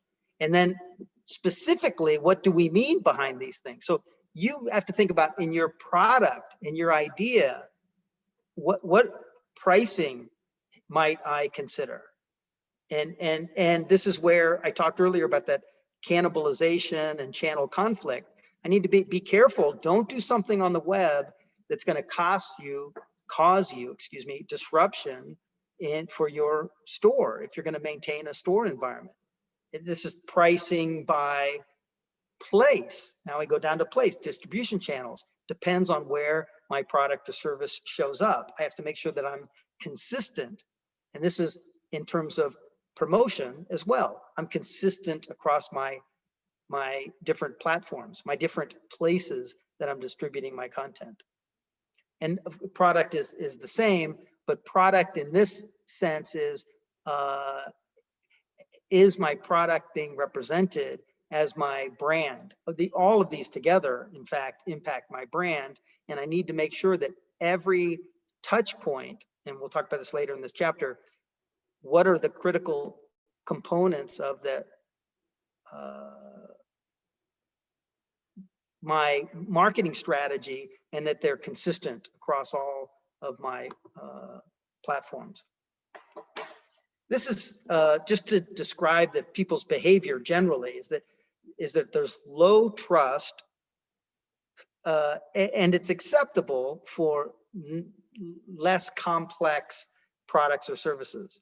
And as we get into more complex products and services, then the trust factor requirement is higher, and the physical interaction needs to be higher. You could see that even in buying a laptop that some people might consider a commodity in some respects, but the complexity goes up, and your access to resources that you can ask questions about for post-purchase support would go up as well. I said this before, but so when you're going back and you're looking at your total available market, think about these things related to the market you're going after. This is one of the most important things in this chapter, and this is differentiating the behavior of a customer. So when you're, and the top three are the hot ones. So expect that you're going to see this in your future, and I'm going to expect to see this in your future, in your project.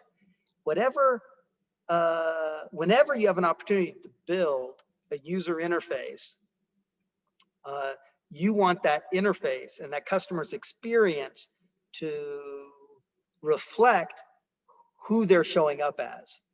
So let me go through some examples. So this is, and I've put in these pictures just to hopefully kind of stick in your head. Let's say it's Sunday afternoon and you got nothing better to do. You're just chilling out. And so you just go to the market and you're wandering around. You're a browser. You're not an internet browser. You're a browser. You're just out looking around. You have no intention of buying anything. You don't know, there's not a need or a want in your head. And I, as a salesperson or a marketing person, would need to know if you're that kind of behavior coming to me as a website, and people do this in the shops as well, that when people are just wandering by with no intention of buying anything, how do I get your attention? And typically there's a call to action. It's like 25% off today only. So there's a call to action. It's got a time expiration on it. You've got to react right away to get you to actually to buy something, when in fact you didn't have plans before. As compared to a shopper. Now a shopper has a specific need or want, but they're not sure exactly what product or service is going to fulfill that need. So they're out shopping. So there's Mr. Burns from a favorite show, and he's comparing ketchups. Now maybe he has Heinz ketchup in one hand, and he's got Hunt's ketchup in the other hand, and he's reading the label, and he's comparing which one has, he probably wants the one with more sugar, I suppose. So he's looking for the sugar content, and he's a sophisticated buyer, if you will, and he's comparing the attributes of one to another. That's a shopper. So you have to think about, if you're presenting to a shopper, here's an example that you've probably have experienced. Amazon or Alza, I don't see it in the DataArt website so much, but it does exist. When you say, I'm looking at a product here, and then you scroll down below and you see a bunch of similar products, maybe from different brands, that's what they're going after. They want to make sure that, now if you came for that product, then that's you. You're a buyer. You came to buy that exact product. You're this crazy woman with her cart. She looks like she has like 100 pounds of breakfast cereal and milk. And she came in there because her kids got to eat. And she knows exactly what she's going to buy. And if I'm a seller to the buyer, I need to make the transaction as, and I highlighted this, frictionless. You ever have that when you go to a website and it's got a shopping cart and there's a buy now button that allows you to, if you've previously signed up for that site, they have your credit card number, your bank information, they know where to ship it to, or they know where you're going to pick it up from. You've already established exactly how you interact with that business or that company, and you're just there to buy it. And you click that buy now button, boom, it's done. It's in the mail, it's on the way to your house, or it's on the way to the shop for you to go pick up, and I'll send you a text or an email notification that it's there. Boom, you know exactly what you want. These behaviors are very important to know and to be able to be responsive to, because why? Because if you're not, for example, providing comparative information on competitive products, then shoppers are not going to come to you.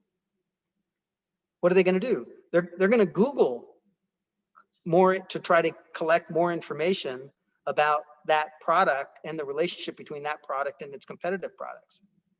So this is a very important consideration. Browsers, shoppers, and buyers. Now it's more broadly described here in this McKinsey study, that's over 10 years old, but it still is relevant. Here we have even the bottom one. It's such a large multi-billion, tens of billions of dollars as a market segment, these sportsters. I don't know which of you are gamers or which of you are into watching football or soccer or hockey or whatever, but that is a segment, is such a large segment that McKinsey has broken it out and said, that's a particular subset of the overall market that if you're in that business, you have to know what the demands are, what the desires are of that particular market, and make sure that you're responding to them. If you guys are any of you are part of that market, you know who you are, and you know that the websites that deliver that content, gamblers as well, people who are Fortuna, who are betting on races or games coming up, there's a very specific format to best practice, I'll call it, to go after that market. So I would expect that you guys would know who your market is and how you might respond appropriately when it comes time within your project to consider a shopper, a buyer, or a browser. These are very important. And you'll see this again on the midterm too. I'll ask you to describe those three things and to give me examples of those. This other thing is and the other point about that is that I might be a browser one day, but I change my behavior based on what's going on in my life. And maybe in that afternoon, I might find out that, I just ran out of milk and I need milk. And all of a sudden I became a buyer. Boom, I'm just off to get some milk. And I'm looking to minimize the friction in that transaction and get milk back to my refrigerator. So that's part of it, is that your behavior varies over time. So people who create sites and content and attributes about that site responding to different kinds of behaviors are just cognizant that different people, and even the same person, might show up with different dispositions depending on what their needs are. Allow me to stop you, please. I'm sorry. So basically, you are saying that the browser can change or transform into a shopper or a buyer once they get what they need from the from the website or from Yeah, I physical mean, store. think about yourself. If let's say your earbuds died, and well, you need new earbuds, and you know exactly what you want. Boom, you're going to go and maybe you have a preferred supplier. You're just going to go and buy those earbuds. And in that case, you're a buyer. Yes. But maybe your laptop is getting old and you're thinking about replacing it. You're the same Abdel. My point is that it's not a static, I wouldn't capture that as like a cookie element and say his behavior is a behavior of a buyer, and then make that just fill in the blank and say, okay, Abdel is always a buyer, because when Abdel comes back, he might in fact just be shopping for something. I just need to know that people change their behaviors based on what their needs are at different times. But sir, now I got a little bit confused between the buyer and the shopper, because can you please just like not based on the size, but based on your point of view, to describe what's the difference between buyer and shopper? Yeah, let me go back to the slide. I think the slides are the best, and maybe the pictures on the slides are the best. So a browser, you didn't ask this, but a browser, not looking for anything, they're just wandering around. They personally have no motivation to get anything. They're just no target. Okay. Right. A shopper is somebody who's looking for something, but isn't sure exactly what that thing is, and they need product attribute information. They might read the reviews on different products to compare them. They might read the content of the products to compare maybe ingredients, or whether I have 2 USB ports in my laptop or an HDMI port, or my car has what kind of fuel performance or speeds. I haven't decided yet. I need more information to decide exactly what thing I'm going to buy. And then the buyer, they know exactly what they want. And if there's any friction in the way of them getting simply what they want, they know they want to buy that BMW X3 blue, metallic blue with these wheels and these extra features, high-end sound system. I know exactly what I want, and if anything or anybody gets in my way, I will knock them out of my way, and I will follow the path of least resistance, and I'll buy from them. As a seller, I need to know you, and I need to make sure I give you all that information so that you can just buy that, because that's what I'm interested in, is the sale.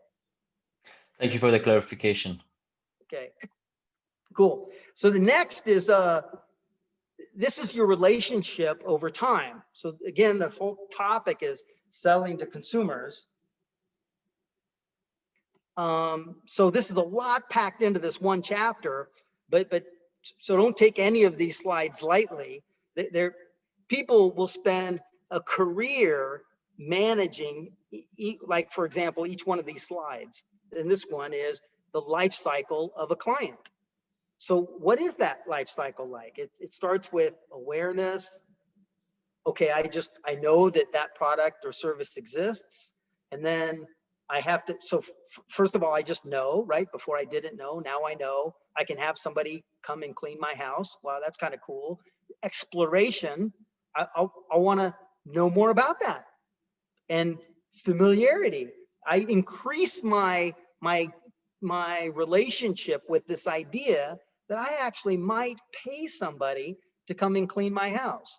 So between exploration, I might get a better idea of all the house cleaning services that might exist.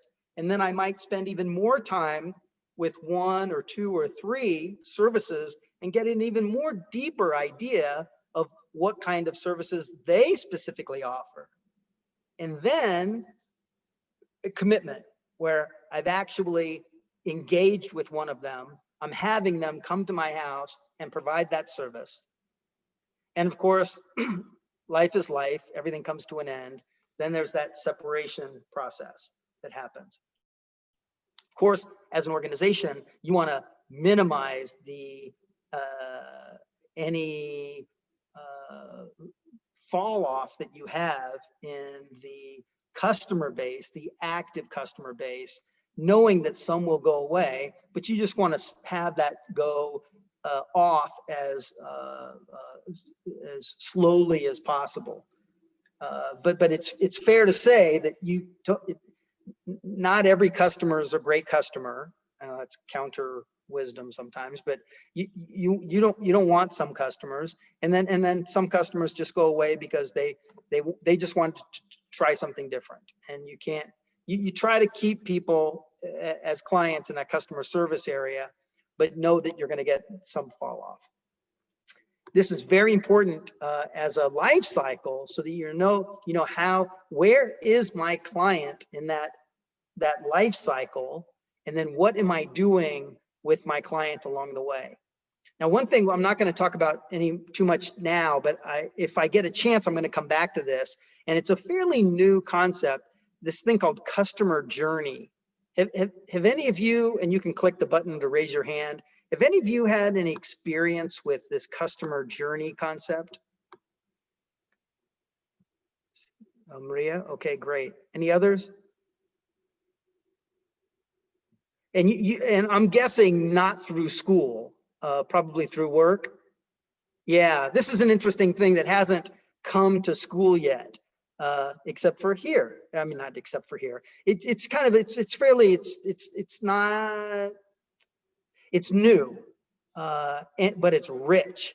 And the idea is that if you can map out like a use case, an example of what a customer's journey was, that's why it's called that, no big surprise, in how they came to you, how they came to decide to do business with you, you should know that, and you can try to manage the relationship that you have with future prospects, so that you could either accelerate them through that life cycle, except don't accelerate them through the separation process, but accelerate them to the commitment and engagement where they're a client, and then manage that relationship more efficiently and effectively. So we call that a customer journey. We don't have time to go through that, but just know that that exists out there as yet another way to document and capture the knowledge around how customers come to you and how you develop that relationship over time. Here's another pretty diagram that describes this relationship that I think you should consider when, at least right now, on the far left, I would call that the total available market. That's the whole universe of people who you're targeting to sell your products and services. Now, you're not going to get them all, but you're going to target them all.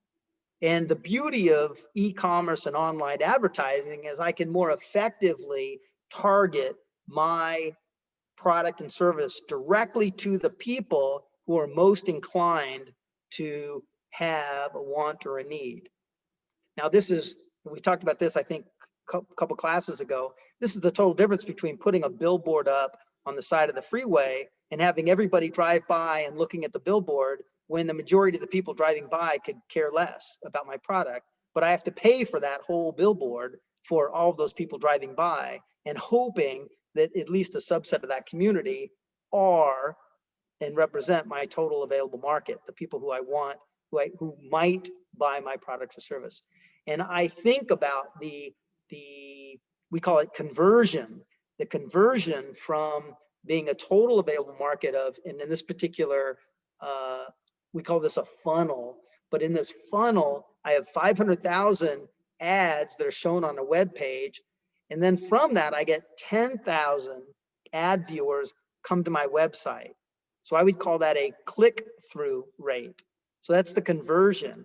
Later, we'll talk more about these specific things, but these are very important concepts that underneath this, then you're going to get into like Google AdWords or Facebook ads, and you're going to pay them money based on how many people see your ad. We call those impressions. From a traditional marketing standpoint, we called it reach and frequency. What's the reach? What's the market that's going to be able to see my ad? And online, we call it impressions. And then what's the frequency that they see that? Ad experts know what the behavior is of an average consumer after they see my ad 5 times over a 1-week period if they've never seen my product before. This concept of awareness.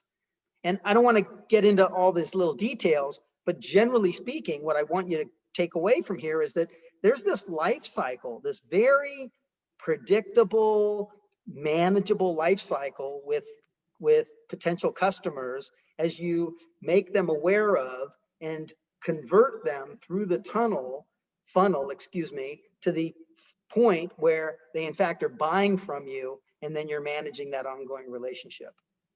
So this is not, it's not random. It's not a neat idea. This is exactly how it works. And then specifically, I can even sit down and I can map out this thing called a customer journey and see how this specifically worked for a particular person and see if that isn't representative of my system, my marketing plan around it.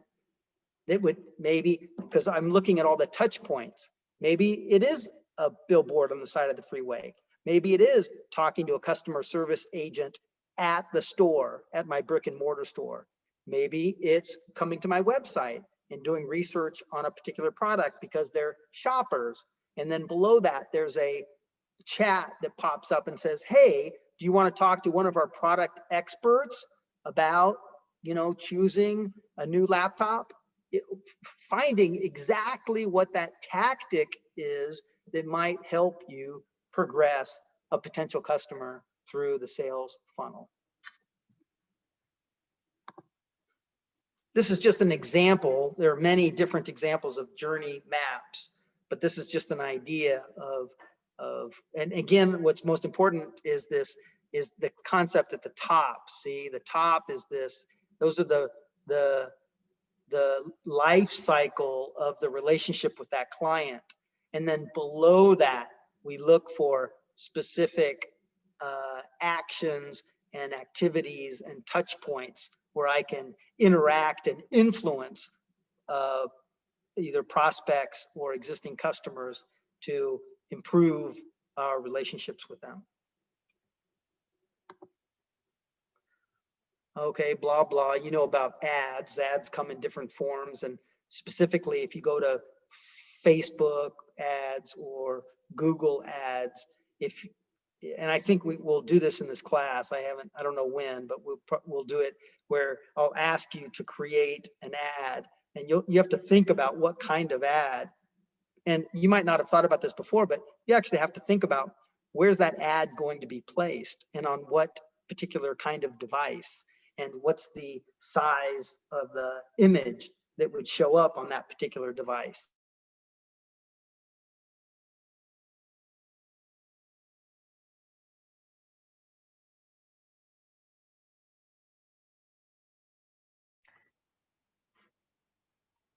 And you have lagged.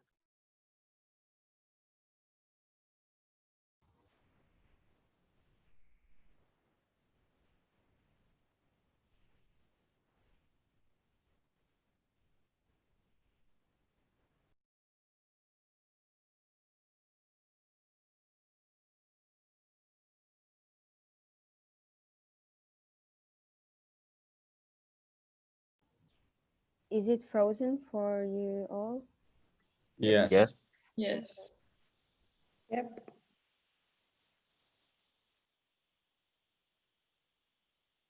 And he has left. Nice. Yeah, and you're the host now. Yeah, I'm the host. Right, ban for everyone. That's So who will run a lecture? I will run the lecture, all right, gentlemen. the whole I'm gonna be the talking about customer's life cycle. the advertisement. As you guys know, we have pop-up ads and the banner and these things. So, yep. Thank you for the lecture, Professor. Yeah, you guys can leave now. Well, we got an A. The second professor left. Shit. No, bro, he's here. You're here. Yes. I think Zoom got sick of listening to me, I guess. That's embarrassing. What was the last thing I said? We were talking about the ads. Types of ads. Ads. Okay. Are we recording again? Let's see. Oh, Hang on. it was recording. Oh my god. No. We got problem. Oh, that's beautiful. Oh my goodness. Abdul just used to be a professor while you were away. I was a good professor, don't How worry. did he do? He did well?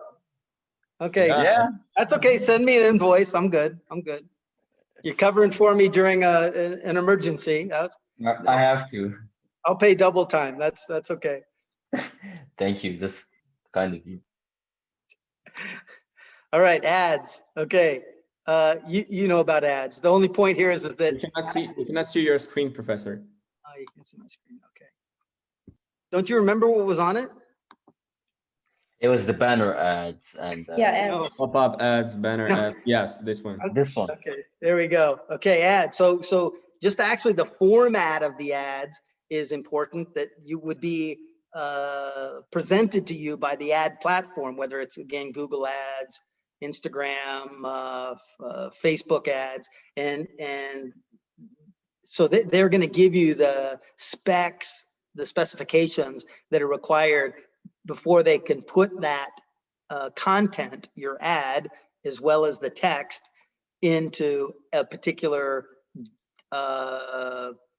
place online. And as you know, when you Google around and you get ads, or if you're on a website and ads show up, those are specific formats. So only when you create an ad in a particular format, again, whether it's a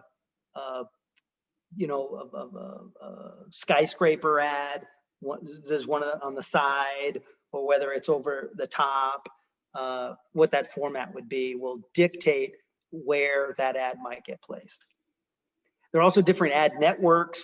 You can swap it. So maybe if you're Adidas and you make shoes, you might have a relationship with a retail outlet where you as Adidas can put Adidas ads on their website, and maybe you would put their ads on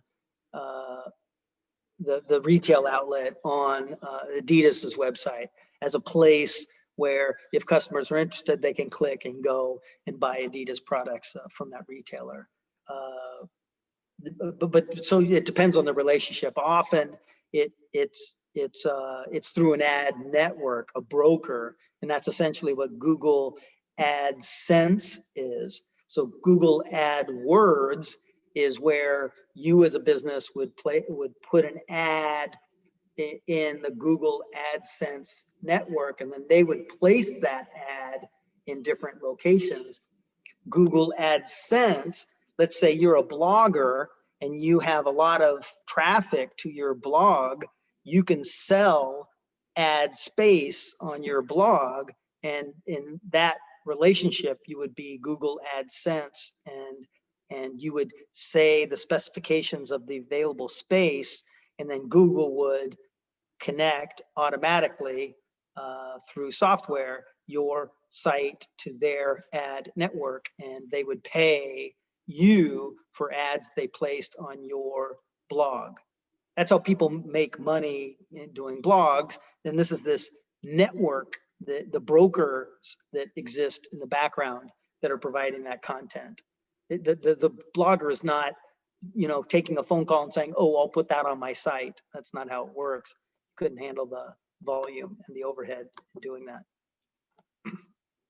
Here are the principal pricing models. So you have a page view, ad view, impressions, and click through.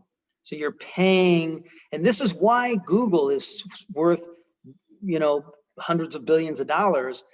It's so valuable for you as a business to be able to say with complete certainty, I know exactly how many people are going to see my ad. I know exactly how many people clicked through my ad.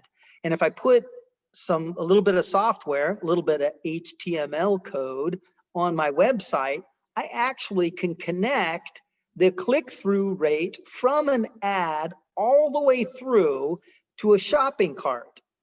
And this is fascinating. Before the internet, you could never do that. You wouldn't chase a customer down after you showed them an ad in a magazine and then watch what their behavior was to see whether in fact they ever bought whatever it was that you were advertising. You could only see the gross numbers.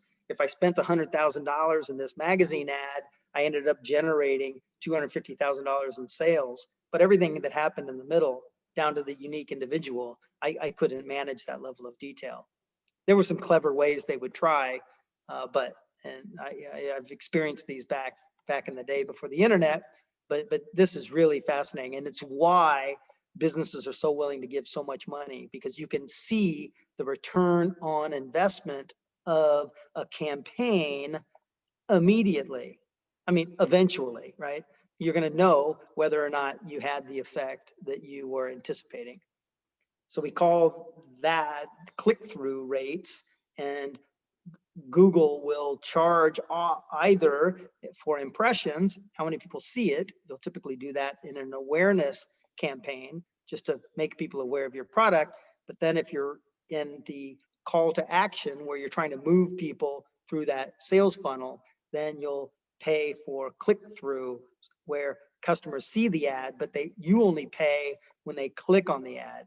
And by the way, this puts a lot of pressure on Google. Google has to, and this is where Google's database is just amazing and so valuable. They know which customers are likely to click on which products because they have all that information about you. If you were searching around for a holiday adventure, you're probably going to get a bunch of ads about a holiday. And as much information as you were searching for or emailing about, or whatever other sources of data that Google can collect about you and your interests, boom, they're going to give you an ad specifically targeted at you because that's what you were looking for. There are just some numbers on the costs. This is through 2017. They haven't changed so much, but you can see the price performance on e-commerce advertising makes it well worth it. It doesn't mean it's everything. Magazines and home flyers are still very, very effective. Direct mailers, very, very effective, but complemented with an e-commerce marketing strategy, depending on the product or service, is critical. I'm not going to go through mail. We all know that it exists. You probably have some experience with MailChimp if you've done any e-marketing, where they have systems in place, best practices, boilerplates, templates, and automated resources to send out targeted emails to what you define as your total available market. So you're not having to sit at home and create and customize your own email marketing campaign. We don't have time to go through this detail so much, but what do we got here? Probably a few minutes to go. This is very important in terms of automating the process so that if you're engaging and you have a touch with a client, that all of your touches with that client are cumulatively informative of how you're going to respond. For example, if a customer is complaining and they're furious, they just sent some howler, screamer, Facebook message to the Facebook page for the product, and then you have somebody call them and ask them, hey, you know, we know you're a customer of ours. You're having a great day and we'd like to sell you some more product. When in fact, at exactly that same time, that customer is screaming about how crappy your product or service is. And so the one way to get past that is having a customer relationship management system where I'm leveraging all of the information about my client. Or maybe I'm trying to sell them a different product or service within my organization, and I'm not even acknowledging that I've got an existing relationship with them. That's really offensive to customers today. And it shouldn't happen, quite simply, because we have these online customer relationship management systems, even for the smallest of organizations. I'm not going to, I say this here, huge topic, not covered here, but content creation and management. This is this e-commerce branding that you have to think that everything has got to be the same. I'll go back to Bob's tools and things again. Sarah had this idea of going online and creating a different brand. And you know, maybe you could go do that, but I mean, that seems like you're crazy. It's Bob's. He's a little local hardware shop. Bob doesn't have the resources to go start. He's not, you know, Donald Trump off spinning off another company selling steaks or university or bottled water. It's complementary. So let's consider that the touch and feel and added value, that it's all complementary, whether I'm online or offline, and it all works together in a supportive way back and forth. Now, we've talked about search engines and the importance of search engines, of course, because most people, if they're starting from scratch, they're starting by just searching for something with using whatever's in their head, whatever is in their head and the words that they use to try to think about a particular thing. Now, maybe I am, you know, I want to see it. Maybe it's, I'm interested in a new movie and I like thrillers, you know, so, and I could go to Netflix and I could look at what Netflix has. I could look in the subcategory of horror or thrillers, or I could just go to Google and I could search for something. And I just have to know how search engines work generally, because I want to do something that's called search engine optimization. I want my product or service to show up on the top most relevant results of that search. The only way I can do that is by knowing how the search engine works in the first place. And so we've talked about this, I think, in the first of the class, but just to reiterate, because it's so important to e-commerce, search engines are, it's really, these are massive servers and they're in the cloud. And what do they do? They do a lot of work before you even show up with your search. The first thing they do is they create these things, we call them spiders or bots. And these little bots go all over the internet, and all publicly available content, the basic information about those pages is captured and is, hang on, I'm looking for a chat.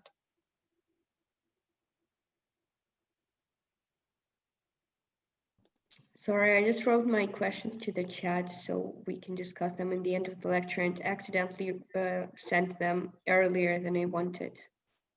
Oh, okay, okay, cool. Thank you for the questions.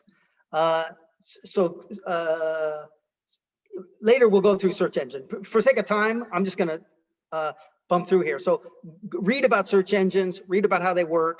You need to know for your project, search engine optimization, and the litmus test is, what keywords would you pay for if you were gonna put them in an ad, the metadata in an ad, so that your ad would show up, and because it's related, what keywords would you put on your web pages so that when the bots came and collected the data from your web pages, it would collect this metadata, the data about the web page, and you provide that metadata. They put it in their database so that, boom, when somebody's looking for that stuff, it shows up in the search results. So go learn about that. I just talked about that's the it's a huge business. If you've never heard of search engine optimization, probably not been in this marketplace, because businesses spend a tremendous amount of energy maximizing their search result, because it's organic, it's free. This part is not the paid for part. This is just when people are doing searches. So, and it's not free, and that they have to hire the resources to go manage their search engine. But the effect is that they're not having to pay external resources for that. This is the amount of money that's being spent in advertisements through 2017. So you can see that it's a huge business, and it's only a huge business because they deliver results. And maybe the hair guy, Chan, in Prague would be a good example of when these guys are finished with their project, hopefully they'll be able to launch an ad or two and see the impact, where Chan gets 2, 3, 5 expats coming to a shop to get their hair cut. Just some more numbers. The numbers are just huge. And you can see there are only 2 players here, Google and Facebook. Twitter, AOL, Yahoo. These are, dinosaurs in the online business that never made it. And it's really dominated by these big players, which is set on a separate topic of why the government's getting a little involved here. There's a little too much consolidation of power, because they dictate how the market is managed. There are links here. I want you to, as a homework activity, click on those links and go through the tutorials. I want you to be able to understand essentially how these systems work. Basically, they change over time. So from the videos that you're going to see, it might not be exactly how they're used. But as I described earlier, Google AdWords is the marketplace where you post and pay for ads to be placed. And Google AdSense is where Google pays site owners for little real estate on their pages to put those ads. And of course, they make money by brokering it in the middle. So here's your homework. I already talked about your product activity, and this is the activities for next week. Just reconsider your idea, do 2.0 and redo 1.1 if you think you can kind of fine tune that and be more clear. A SWOT with a bunch of words is not valuable. SWOT with a few key of each, maybe 1, 2, 3 in each segment is fine. Just enough to give me an impression that you understand what's going on, but most importantly, that you know what's going on and why you're focused on the initiative that you're focusing on. And then related to that is this understanding what your total available market is and who you're targeting. This Tomasz Bartek is going to speak with us next week. I made a posting in Slack this week about him joining us. And he's like you and I. Actually, he and Rati is the same. We're all just regular people, but these people are kicking ass in their business. And so if you're at all interested in doing business online, and it doesn't matter what, this guy, he knew nothing about e-commerce. And when I first met him, and now he's an absolute master, and he's essentially driving, he and the founders of this, Vašek Chochki, are driving this multi-million-dollar business. They're about to change the name of the company because it's it's Czech name, but they're getting a lot of their revenues outside of the Czech Republic now, so they really need to reposition themselves and rebrand themselves. But they're tearing it up, and he knows everything, and he's done everything. So whatever, and he's a really nice guy. Whatever questions you would bring from whatever your experiences are or whatever your desires are, just ask him generally. Even if you're asking like career advice, I want to get into this area of the business, this is what I want to do after university, ask him, and he'll be happy to share his thoughts. Okay, that's it for me. So questions, you want to go back to those questions? Yeah, I wrote my questions to the chat. So I can read them. So my first question was, does the business need to adapt to every style of shopper, or is it important to understand who are like businesses' particular customers?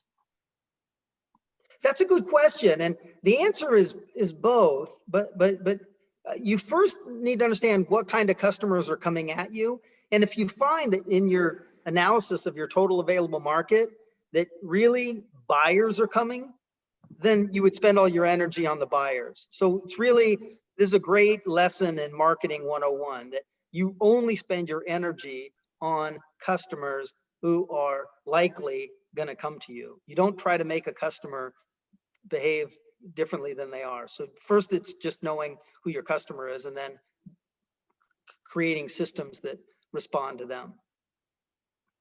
Okay, thank you. My second question was, so does the total probable available target audience have a limit? So can we say after an unsuccessful ad campaign, like, sorry, we have ran out of all our possible available target clients?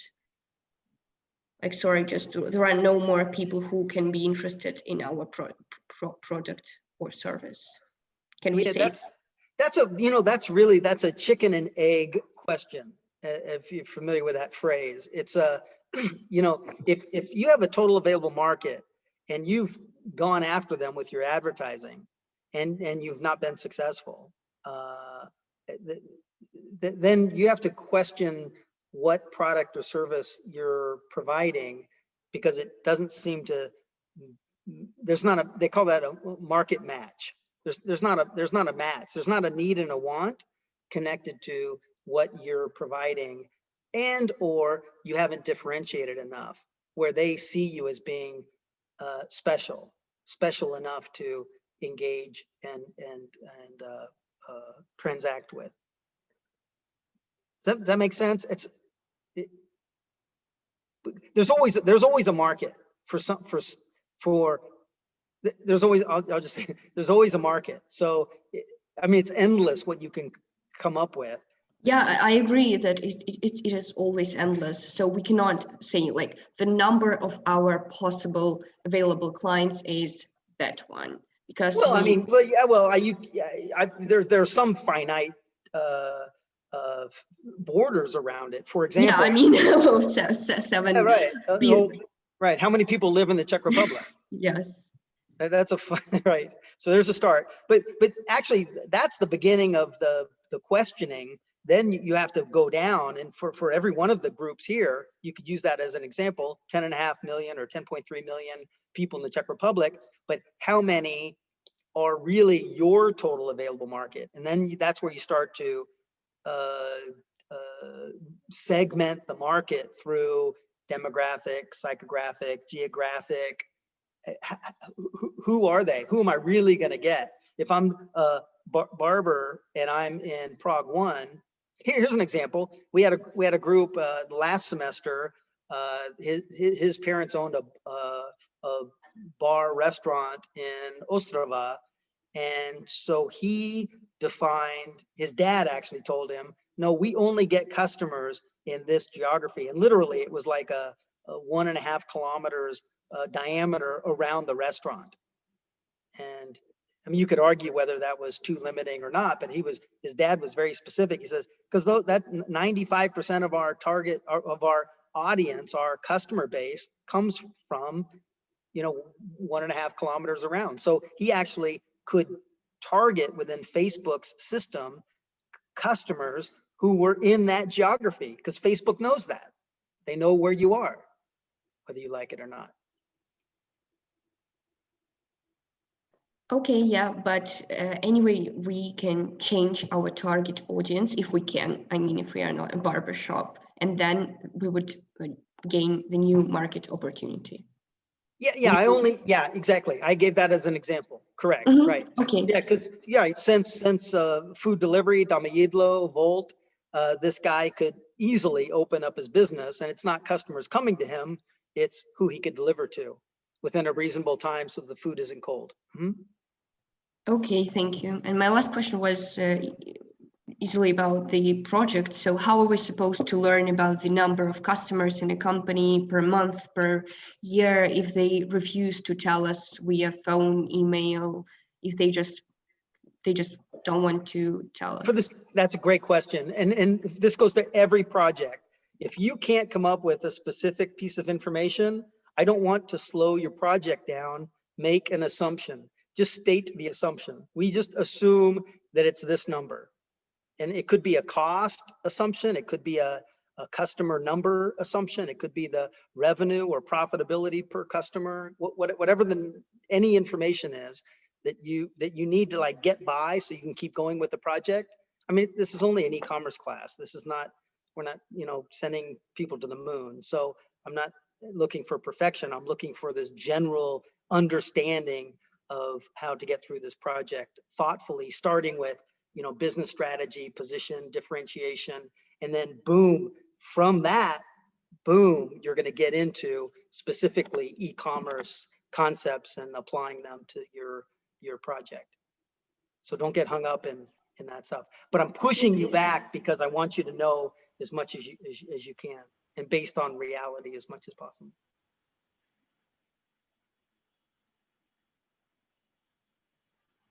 Is that good? Okay. Any other questions? Sir, I would have a question if you could spare a few minutes with me after class. It's not regarding the class, it's outside of a class. Thank you. Okay, great. Yeah, thank you. Right, sir. Thank you very much. Pick me on Slack, Joanna. In Slack? Yeah. Okay. Should I chat or? Yeah, we'll just start there. It's a place that I know I can quickly chat with you, and then we can move to some other platform if there is. Okay, because it would be easier to talk via Zoom. Yeah. Oh, okay, but outside of this class, I'd have to go back to my meeting room, and just in Slack, I'll send you a connection to Zoom to restart a different call. Perfect. Thank you. Anything else? All right, cool. All right, go away. Have a good week, huh? Peace out. Thank you, sir. Please have a good week. Bye-bye. Bye. Bye. Bye.